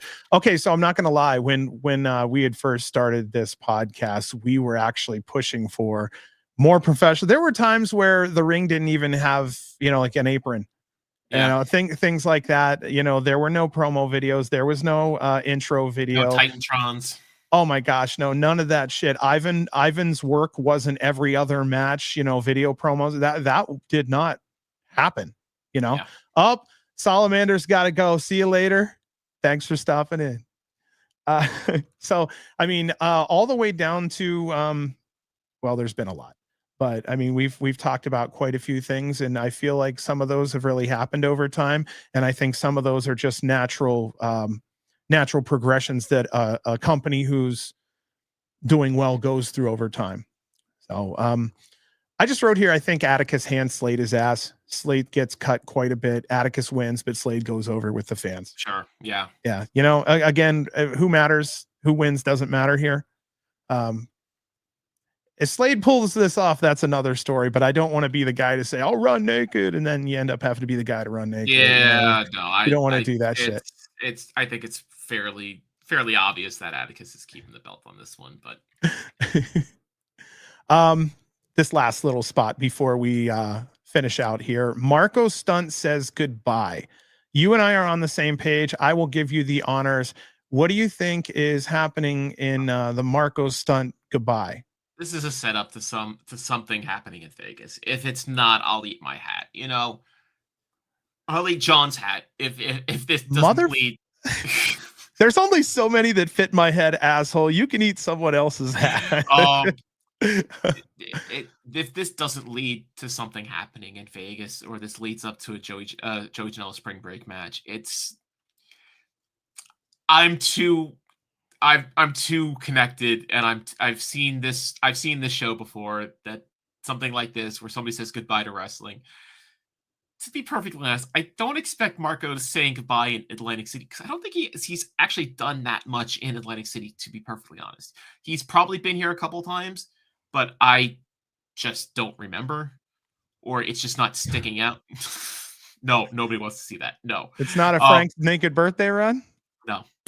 Okay, guys. Oh, all right. Well, listen. All right. Well, I was going to tell you, but we actually arranged something on the pier at 8 p.m. Sunday night. I guess we have to cancel it. Sorry. I guess somebody got shy at the last minute. Oh, sorry. You know, you planned it, Frankie. How do we cancel catering now? You know. Good, everybody. If I were, I'll bust in. I'm so sorry, just for a second here. If I was going to have my retirement match, would I have it in front of 400 to 700, or would I like to have it in front of 12 to 1500 with a Las Vegas vacation paid for? Which one would you want to? You know what I mean? So, who do you think is the person? Is this a Vandal thing like Napier? It's got to be a lighter guy. It could be Napier. But he's got to protect Marko. Marko's on his way out. Opposite way and bring back KTB. KTB is an interesting one. I don't know. I don't know the situation behind the scenes on that one. Super Haas versus Marko. You know, and KTB's been back in the last year, right? Didn't he show up at something? So this is super heavyweight. Or it could be something wild like MJF paying off that corn dog bet he still owes at Asbury Park, you know.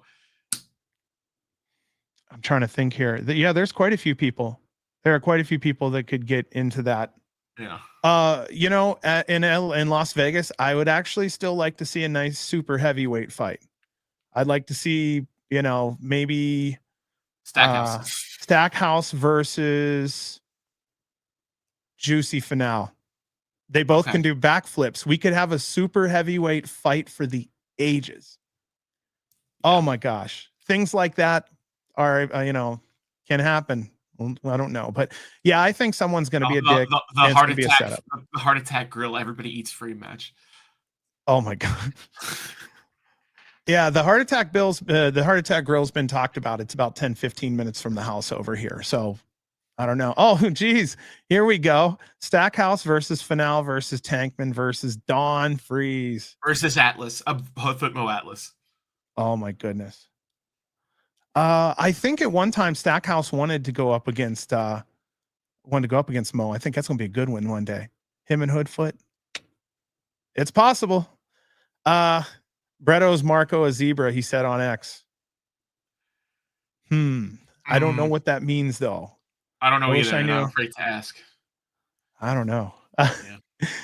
Anyway, though, I do want to take a quick break just because we've done so damn much. And this little second, the second half, it always goes a little quicker. So don't expect another hour and 37 out of this. But my God, is it good to be back with everyone, man. Let's take 3 real quick, and we'll see you on the other side for Sunday. So.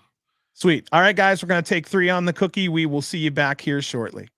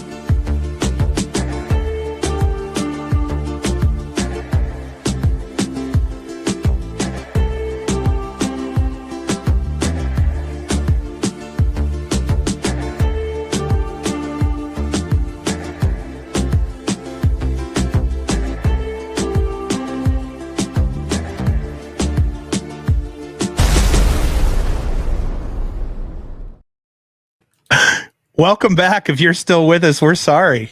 That was shitty, but no. Listen, I'm just in a good mood. Like I said, we could have waited till next Wednesday, and you know, your fire under my ass actually equaled a fun show tonight. So I'm in a real good mood about that. I mean, yeah. So just a reminder to everyone again, our new time will be Wednesdays, 9 p.m. Eastern, 6 p.m. Pacific. We really hope we didn't inconvenience too many people, but we were looking again at moving up times, and we didn't want to, you know, crush 2 hours of Effie's time out there. We wanted to make sure everybody has their own thing still going on. All right. So,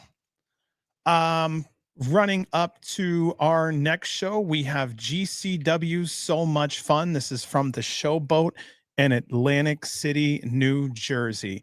All right, here, our first match, JCW World Championship, Charles Mason versus Yaki. I wrote that Terry won this opportunity at the JCW #1 contendership Jersey Lotto against 17 other competitors. This will be his 56th match at GCW and his first ever singles championship shot at a GCW or a JCW belt. Terry's one half of Top Team with Jay Lucas, and they are the current Action Tag Team Champions, 204 days and running.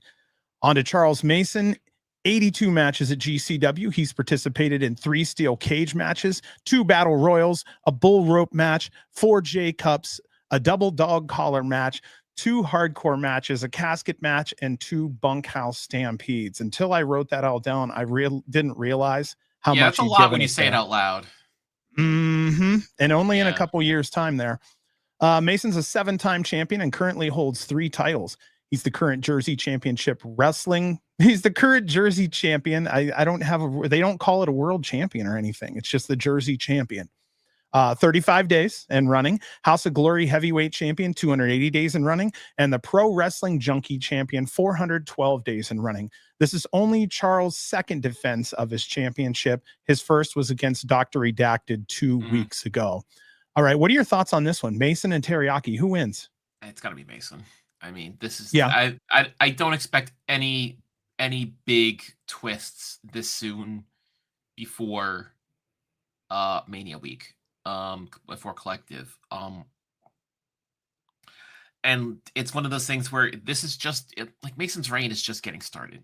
I don't. Yeah. You know, it could be a real quick switch and, you know, really throw us on our feet, but not for Mason's championship run. I think he doesn't scream transitional champion. Let's put it that way. Yeah. This is going to be, he's going to be champ for at least 6 months. I don't see him losing it a month in on his second defense. That title hardly ever changes too. It's usually win it, have it for a year, win it, have it for a year. Yeah, it's the change. The titles have usually always switched on the J Cup. So PWJ. Oh yeah. I was at that show. Yeah. National Chicken Noodle Soup Day, everyone. Hell yeah. That's another I didn't know that. I didn't know that. Sorry, I was raised on some of that country food. That's some good stuff right there. I heard something disgusting this weekend, that there's a espresso martini with protein shake powder with a buffalo dry rub rim available this weekend. So yeah, I heard some disgusting food options. So if that's also chicken noodle, I'd rather have the chicken noodle than whatever espresso protein martini. Clown said it turns out in a surprise twist, Terry is a billionaire and is Foxcatcher. He's really rolling under the radar, you know? Yeah. Screwball, I'll link that. I'll show you the drink in the newsroom chat. I'll show you. It's, yeah.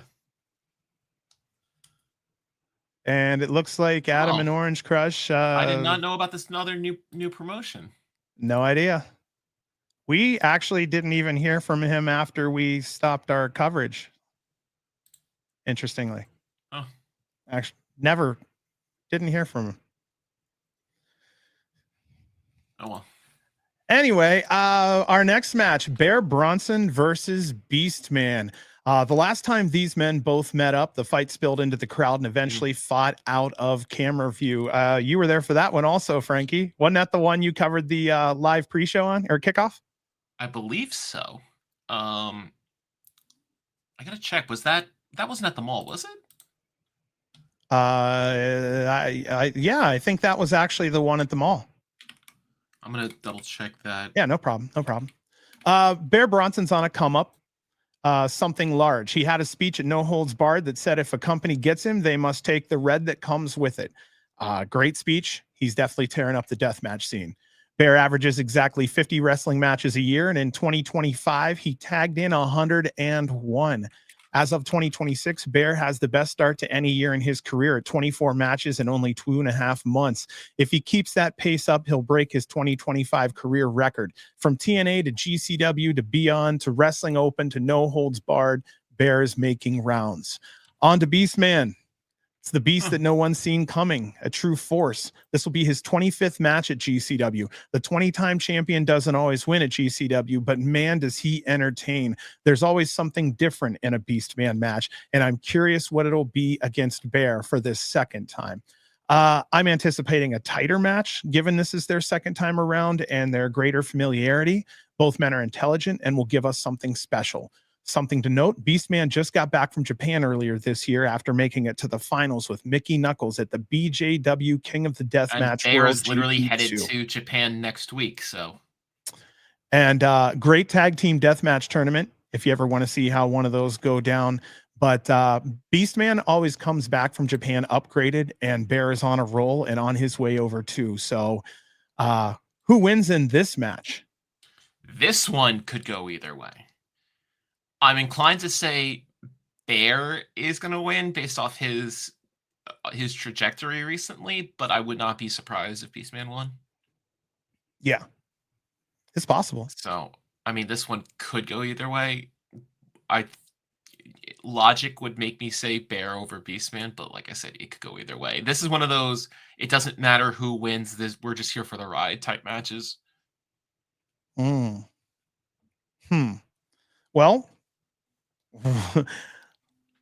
Beastman usually, no, I mean, wins and losses really ultimately don't matter. Beastman probably takes a loss here. Bear goes over. I think they're both going to look good because us and the fan base has kind of been warming up to Bear over time or to Beastman over time. And I think now it's the point where he's kind of become one of our loved ones. And let's just see how him and Bear roll at it again. I'm almost hoping this is a storyline thing. The last match they had 1-to-1 was the top play in Hartford. Is that where it was? Yeah. Okay. And that's the only time they've met up in GCW, correct? It could have been. I just literally singles, Control F singles. searched. Yeah, on singles. I don't see that they've fought anything else. And in that one, Bear went over in 20 minutes. So. Okay. This match could actually go a little bit longer than we think too. I think it will. I'll actually put this one at about 15 minutes plus. I see them doing a little ECW style roll around outside, some weapons. If you don't think that this is definitely the fight around the room match of the night. Oh yeah. And I think they're going to end in ring, face to face, huge cheers, brawl back and forth. Yeah. Give me a couple weapons, put me to sleep. I love it. I think that's where it's going to go. And if Bear makes it, if Beastman makes it apparent that that's what he's trying to do is really put over him, and that I think the fans are going to read into it and they might actually appreciate it. Sure. Of course, that's running down a branch that I just created. Who knows what happens? Let's see here. Fight to the back and thrown out, Reed said. If that happens a second time, okay, you want to know what really, okay. We've talked about this before. Here's what I want to see. I want to see from the back, Bear and Beastman come out fighting. Like they've been fighting this whole time. It's an old Southern wrestling. They did that in Chikara a couple times too. Yeah. Make it. I know. But I mean, and they've obviously had matches since then, but it would be hilarious to try to, it's clunky, but yeah, it, good to have you, Reed. Nice to see you back. We're just announcing everybody's bye-byes and hellos today if it comes up. Oh my gosh. Casa, we're only allowed the people that we have on with industry and whatnot, and only the people that are pretty much allowed podcast wise. If you want to make an announcement, you can, and I'll pop it up on the screen, but that's all I can really do there. Mm-hmm. So on to our next match, GCW's Tag Team Championship, Bustah and the Brain versus Ruckus and Don Freeze. It feels longer, but Bustah and the Brain have held the GCW Tag Team Championships for only 153 days and have only really defended the title 11. Actually, I won't say only. That's pretty good in 153 days. Well, the reason it feels longer that they've had the titles is because they've essentially been champions since last Mania. And they lost it to Brothers of Construction for a month. That's right. There was a hiccup. Oh, so shit. They've been champion for near a year, and it's just they lost it for a month, but they were still absolutely in the conversation for that belt again. So I mean, I for the sake of arguments, I will call them that they've been champion for a year. Yeah. I think that's the best way to put it, maybe, because that was just a storyline loss and then bounced right back to them after it closed up. And it was a civil war loss. Story. It was a faction, it was a champion company versus company thing. So Ishmael, good to see you. I feel like I haven't heard that name tonight. Nice to see you. We're in the second show preview here. So let me get back to my notes. In 2026 so far, Bustah and the Brain have wrestled together at Ring of Honor, Wrestling Open, Dynamite, Collision, GCW, and just recently NJPW. And now they find themselves up against the natural team of Ruckus and Don Freeze. Ruckus and Don have somehow become a team that people were asking for before it happened. I know I said something, Janela said something, a couple people on Twitter were saying something. There's something about Don that reminded me of Ruckus. It might be the baggy pants, but I'm pretty sure Ruckus has been doing wrestlings longer than Don has been alive. So yeah, as I would say earlier, so too. Yeah, but same with Gary J and Anakin. Like, if anything, I'm hoping Don is learning from the veteran at this point. Now, I think we kind of know how this goes, but who wins? Retain. Champions retain. And then, I mean, do you think this is a 3-man effort to get Don over? Is this Bustah, Brain, Ruckus doing what they can to get Don over? Because I feel like that would be the healthiest thing. My first thought when I saw this match was, oh, great, it's another pickup tag team versus for the championship. But when it was put out, like, oh, it's because Ruckus and Don sort of have that same vibe. Like, okay, this is a little bit more above that, but it's not a true tag team versus, because when you see some of these teams on these loops, it's like they're literally two singles guys they threw together because they were the two odd men out on the card that just need to go into the tag team match. But yeah, now that you say it's like, oh, it's because they see a little bit of Ruckus and Don Freeze. I'm like, okay, that makes more sense, and I'm a little bit more open to the idea at that point. Don has a 90s feel to him, and I know, like I said, part of that might be his pants even, but if you watch the way he comes off the top rope, he has that interestingly semi-stiff motion to him. Sure. And some of the 90s wrestlers had that. And he's one of the ones I'll have to sit there and watch for that now, because until you said that, that never crossed my mind. So perfect example for anyone that wants to see it. His first match, I believe it's the one in Vermont. Yeah, he comes off the top rope in the first 3 to 4 minutes of the match, and you can see him just do a very stiff step off. And that reminded me very much of like a 90s wrestling move, because in this day and age, everybody wants to see fluidity and they want to see like circular motion. And he just straight stepped the fuck off of there. And it looked good. I can watch that now. Yeah. His very first match, first 2-3 minutes, they go to the outside, Freeze goes to top, just steps right off. Very interesting. Doesn't look like it has impact. And then when he hits the ground, it's like, oh. All right.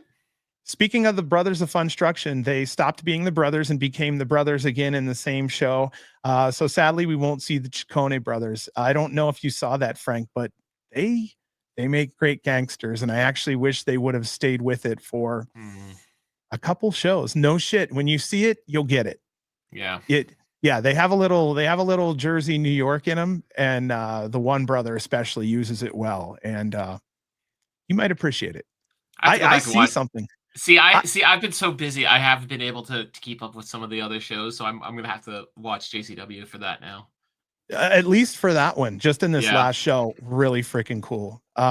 We don't have El Juggalo with us tonight, but I'm sure El Juggalo also also Clown put something here. Also like a bigger Too Cold. Very interesting, a Scorpio. Okay. Now let's see here. RIP Brothers of Funstruction, one of Bustin' Brain's greatest rivalry. Yeah, they had a good rivalry there during that time. Also, there weren't a lot of tag teams at that time, so they were a good natural fit. And yeah, it's just that the tag division was kind of thin. And Funstruction also, I want to say they're great with our fan base and the JCW fan base. And how many fan bases do you think that the brothers can really fit in so naturally besides ours and theirs? So like they're right in their perfect niche. Not saying they can't go elsewhere. I'm just saying if anybody's going to have a nicer catcher's mitt than JCW and GCW, I'd love to know where. We're very accepting, I think, overall of all kinds of talent. And they went fucking over in LA. I was there front row live. I was shocked that they did as well as they did in LA. So. Oh, yep. Reed's saying freelance. Okay. They must have done freelance there. Yeah. Brothers being over was it was because it was against Rob Shit and the Epic, that guy that stopped that fight when the MMA kid beat the shit out of him. Yeah, him. So he was actually going to be on the last LA show too, but I think he had an injury that stopped him from being there. But I saw him hanging around and talking to people there. So yeah, G-Max saying JCW Lunacy's been kind of fun to, it's been pretty fun to watch. If you have a little bit of time, again, it's a free show on YouTube. It doesn't hurt. Yeah. And there's so many changes they're doing over there. I'd say just check it out at least once or twice just to see if it works for you, if you have the time. Oh yeah. Reed said they're less New York, Boston, and more like Chicago gangster. Let the Jersey boy talk about I'll the be Jersey. the judge of that. Our next match with the career on the line, Matt Tremont versus Christian Napier. I wrote that this will be Matt's 142nd match at GCW. He is an original down since day one. His first match was at the Nick Gage Invitational. Matt also has 18 championships to his name, including the honor of being the only wrestler to have won all 4 of the GCW belts. On different occasions, he's won the Ultraviolent, Extreme, Tag Team, and World Championships. Matt is putting his career on the line and forgot to ask for Napier to put something important on the line for him also. Like maybe his hair would have been a fun one. Matt has very little to gain in this match, and I wish someone had added something in that story to just spice it up a little. Yeah. A Hall of Fame career is a huge thing to gamble on. 53 tournament appearances, made the finals 27 times. That's over a 50% chance that Matt Tremont makes the finals by stepping on the property. If Matt sets his bag down, at least 2 or 3 people are getting dropped that night. Winner of the Masters of Pain 2012, Carnage Cup 9, King of Death Matches 2014 and 15, Tournament of Death 14, NGI 2, Crimson Cup, and the Tournament of Survival 10. On to Christian Napier's 1/3 of the group Vandal 48. He's been the menace of the trio. As one of the newer and younger members on the GCW roster, he may have bitten off more than he can chew by challenging Matt. Being part of Vandal 48, he's also deceptive. I worry Otis and Atticus could get involved at some point and cost Matt his career. Bear and Gabby were going to back up Matt on one of the last few shows until Napier locked him in. So I think we kind of both. Oh yeah, you know... didn't mention that he is gambling something. It's career versus #1 contendership. Oh, is that what it was? Yes. Oh, that's my bad. I didn't even. I'm sorry. I thought that's enough. I thought you were talking about something beyond just #1 contendership. No, it's career versus #1 contendership. Okay. I thought it was maybe like I would have loved to seen it because he's a young guy. Career versus hair, one of those stupid things. He wears a hat. It's the same thing we're seeing in AEW right now. So I don't know, but I think I know how this goes, but I don't know. Christian Napier's gonna be a red stain on the canvas by the end of the night. Yeah. Loser leaves AC would have been a great one, especially on a Sunday night. You know. Loser gets to leave early. I don't think that's a terrible thing at all. Anything else on this one before we moved on? I mean, this is one of those you can just see from a mile away, and we're just here for it. It could be a lot of run-ins, but yeah, Matt's not losing. Ishmael said Matt Tremont is going to be squashed by Christian Napier. There's our one. Good to see you, Ishmael. James said this one's going to get wild.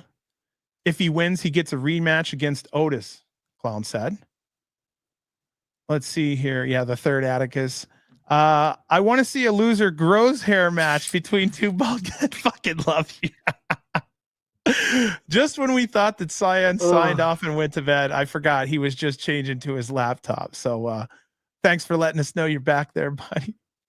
I wouldn't, Screwball says, I wouldn't put it past them to have Napier give Tremont a wrestling retirement for Heath. Oh, that's a lot. Okay. I love Napier, but that is a lot to gamble on one gentleman's career. I love the idea because no one's thought of it though, Screwball. I like that one. Considering there are announced matches with Matt already after this show. Yeah, Tim, we overlook that, but we do see that a lot at GCW. Yeah. Every time you get a championship match with the next 3 days with that same champion. Yeah. It's good to know, Matt. That's a GCW oversight. We've just learned to love those. We call those crumbs of evidence. I don't know what else we could call those. Okay, on to Bussy versus Unsigned and Don't Care. Go me first or you first on this one? No, go ahead, please. Okay, I see you have the notes. Yeah. Okay, I see you thinking.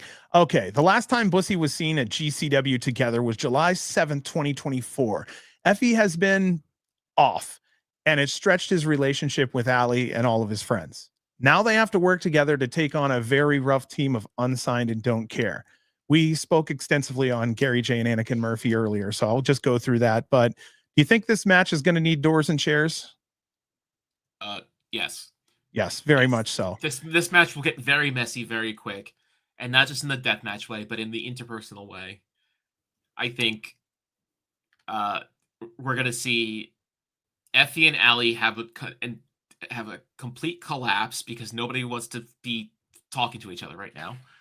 I think Anakin's just gonna be, cast to the side, just completely turned into a bloody mess by the end of this match for absolutely no reason, just by existing in this ring. I feel he hears maybe sometimes of what's said on here, and I want to say that he cut a promo in his car before his match against Dr. Redacted. Mm-hmm. And I saw him in his eyes, and he's like, this is all I have. And I saw a broken spirit talking through broken teeth, and I went, I like this guy. So I won't go too deep into it, but I got a hold of Redacted. I'm like, this promo, like, you got to give it to this kid. And they went out there and had a killer match after that. And we'll see what happens, but I do believe in both men.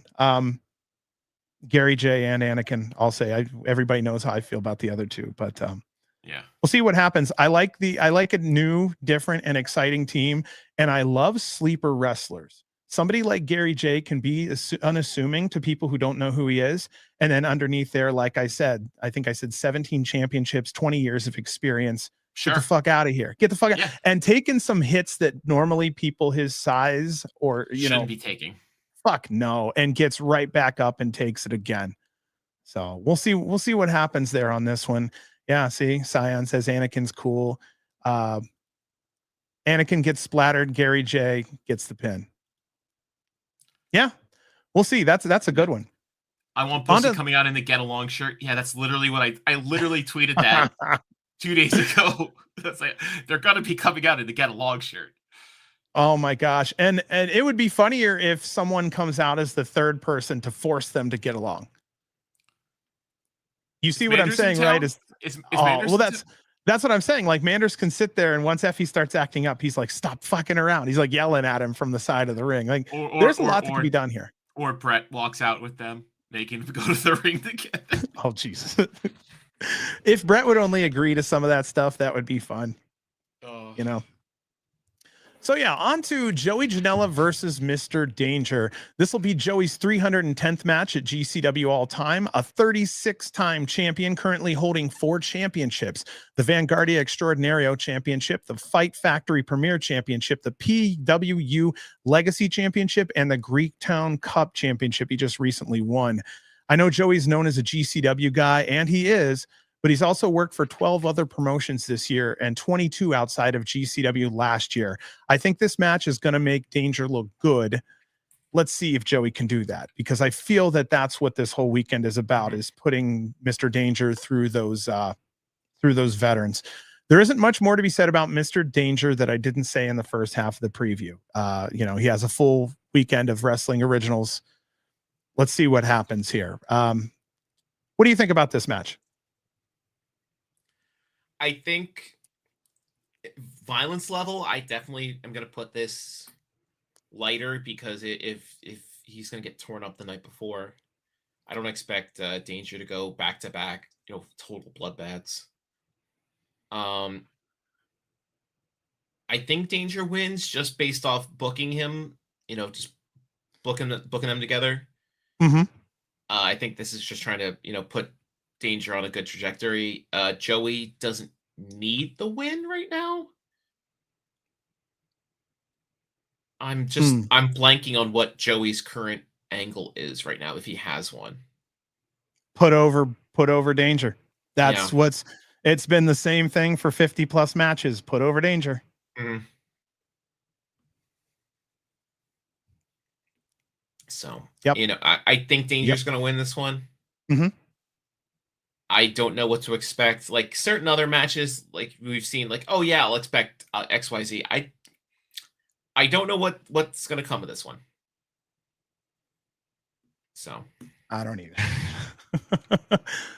Okay, on to the last match that we have available to us. It's been announced so far. Marcus Mathers versus Flyin Ryan. We've spoken a lot about Marcus Mathers tonight. I think it'll be interesting to see him taking the veteran role out there here. I've heard nothing but great things about Ryan, and I do hope both grow from this match. On to Flyin Ryan. I'm guessing he may be a Scrambles participant on the Saturday show. I think he's in that carload from Ontario. Okay, that makes a lot more sense. So chances are we won't see him on Saturday, but will on Sunday. Yeah, I believe he's booked in whatever that Toronto promotion is. I forget what it is. Someone's gonna mention it in chat in about 10 seconds what the promotion is that Jordan and Ryan and some of these other guys are at. But yeah, I mean, Ryan's really moved up from being just a scramble guy to being like a more of a headliner guy very quickly, and it's for good reasons, like doing shit like doing the balcony dives and doing, like, you know, all these please don't die spots so early in his career. So this is definitely going to be a test to see if he has the real chops, and like you said, having Marcus as the veteran is kind of a weird proposition, but it makes sense here. Well, I also want to say thanks, because you were the one that got the intro video that we play every now and then. And his saying, "Hey, this is Flyin Ryan. Welcome to Game Changer." And like, he was cool. He was so happy to do it too, because he says he's a regular watcher. So yeah, actually, we do see him. He actually retweets a lot of stuff. If people are interested in it, maybe we should have him on the show sometime, interview him, get to know the young guy. He's on his way up. I wish we had the podcast in order. It would have been fun to do for Nick Wayne. You know, would have been fun to do for Billy. Actually, I tried to get Billy recently, but AEW just isn't cool. I'll just say that we were told that, you know, we'll see what AEW has to say, and I haven't really heard back on that. And that's fair. I respect that. So, you know, Flyin's been lighting up the scene with his aerial attack. He's also become the high diver. He's blazing a path towards becoming the high dive guy whose viral clips will follow him all through the week. I love his callbacks to Jordan Oliver. He's trained at the Worldwide Wrestling Dojo. It's showing Ryan has some promise. If given the chance, these two may put on a match that we can look back on 10 years from now and consider ourselves lucky we got to see it live. I see great futures for both men, and I'm happy I cover the company that gives us that. What are your thoughts on this one? Anything else? No, you've said everything so perfectly. I'm just going to be repeating you, whatever I'm going to say. This Who wins? match, I want to say Marcus. I think Marcus should win. He should win. Yeah. But like, this is one of those matches where I'm not surprised if either of us win. If either of them win. So us. Yeah, like I'm in the match. Sorry. It's fucking vape hits are hitting me now. We're almost done. We're almost done. We're almost out here. We're almost out here. Yeah. Yeah. Somebody said it in the chat that this could be match of the weekend. It very much could be. And Marcus's name has been involved in both potential match of the weekend contenders. Unless I'm not getting in the match. Get your knee pads, bro. Get your knee pads and your gear. Yeah, that's why. Hey, no bullshit. I'm just now realizing you could have come out with Cardona if you were deep into your thing beforehand with the Ghostbusters. That'd have been awesome. Yeah, right. Speaking of Cardona, awesome. he split his head open on main event tonight and said, "I haven't felt like this in a minute." He said what? He split his head open on main event tonight. And what did he say? Cardona has pictures of him stapling his scalp back together. Oh no, I don't even want to see it. Yeah, it's in newsroom, so you can look at it. Oh, thanks for putting it in the newsroom, Frankie. I guess we all get to see it now. Sorry, guys. The newsroom is the little thing where the four of us like kind of talk about things. And yeah. Frankie, as new manager confirmed, says Tim Dan. Good to see you. I wouldn't hate being a manager. I wouldn't hate that. I originally trained to do manager. That's what I was originally going to do. I did not get it. Yes. Oh my gosh. Yeah. It was going to be a Paul Heyman gimmick. I was actually going to do the cell phone and everything. I was going to do the talk and then fucking pop him with the phone and then turn back around, keep talking. Oh yeah. And then let me deliver promos. Would have been fun. Would have been fun. Well. Exactly. Oh, well. Anything else about this card on Sunday you wanted to discuss before we bounced out of here? It's usually I'm the guy that says I like Sunday cards and AC better than Saturday cards, but I think the Sunday card has better spots, but I think the Saturday card is going to be more solid overall. I think the Sunday has more peaks and valleys, but I think Saturday is going to be a more consistently good show, if that makes sense. Interesting. Yeah, I think this is a love letter. At least Saturday for sure is a love letter to the GCW fans and AC. Hey, we're happy to be home. Hope you're happy to see us. I think that's what this is. Because we have potentially 3-4 bloody matches, some good technical wrestling with Alec Price, Gary J, Christian, and Mathers, and then we have just some bullshit sports entertainment soap opera drama with whatever happens with Marko Stunt. So you have the whole gamut. I think the only thing we're truly missing here is like some flippy shit lucha. It's coming. I'm sure it's coming. We got some lucha talent hanging around always. And they never fucking disappoint. I love that. No. What do you say here? Reed said we should all do the Gabe suppose. Good guy. And you never know who's watching. See if he follows me on Twitter. Wink, wink. Oh. Okay. Oh, yeah. Big fan. Big fan back and forth. No. But no, he does follow me on Twitter. And yeah. Anything else? We're getting ready to get out of here. I'm getting ready to do my spiel. No, I still have to go and pack an entire suitcase for tomorrow because I leave in the morning for Atlantic City. So, dude, thanks so much for popping in here and doing this. Let me just put this out here real quick because we normally Casa D18 Studios Thursday, April 2nd, the day before the GCW Las Vegas show, 8 p.m. Eastern, 5 p.m. Pacific. He'll be interviewing Dr. Freaking Redacted. Hell yeah. Awesome job, dude. Casa, if you can, please get me that information, or when you do send it out, tag me and I'll make sure to retweet that out there for you to support you. Like I said, our hands are kind of tied because Brett kind of goes through, make sure we don't have people just come on and but talent and whatnot are, and then we have to get our 4 people approved, whatnot. Long story short, though, we'll do whatever we can to make sure that fans over here see that. We got about 2,000 that see it across all platforms. So hopefully there's a couple people will jump over there and say hi with you. Again, Thursday, Please. April 2nd, 8 p.m. Eastern, 5 p.m. Pacific. I can tell you for sure, dude is awesome. And I'm not talking about Redacted. Redacted is awesome also, but Casa knows his shit. We talk a lot outside of LA. He really has a passion for GCW. Definitely check that out. See how he's doing. If you like it, I'd love to hear you have another favorite podcast to go along with us. Okay, so let me break this down again real quick. Thank you so much for everybody for tuning in. Please like and subscribe. Hit the bell if you have a chance. Thanks again for Clown or anybody else who has also donated tonight. We appreciate you. You can find Frankie at B_GC World. Hey, B. Oh, did I just say that? I thought Yes, I said you did. I love you. I'm sorry. Frankie, you can find Frankie at Frankie_GC. I've said it so many times. I thought I've done good tonight, but I guess every now and then it kind of you can find me at GC World Podcast. As always, thank you so much for choosing to spend your time with us on a very special edition of Game Changer World. Can't wait to hear your feedback. If you guys like this and you're open to it, and Frankie and I are available, we're probably open to doing this again on a Friday night. What the hell else are we doing, you know? Yeah, right. But we'll be seeing you next week on our new day and on our new time, Wednesday, 9 p.m. Eastern, 6 p.m. Pacific, where we will review both shows we discussed tonight. All right, Frankie, and we'll see how many of these predictions actually come true, you know? Oh, yeah, it could be all bullshit. We'll find out together. I know. For those who did show up on a Friday night, obviously another night. Thank you so much. 2.5 weeks off.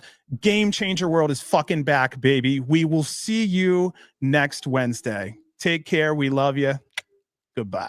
Have a good one, guys.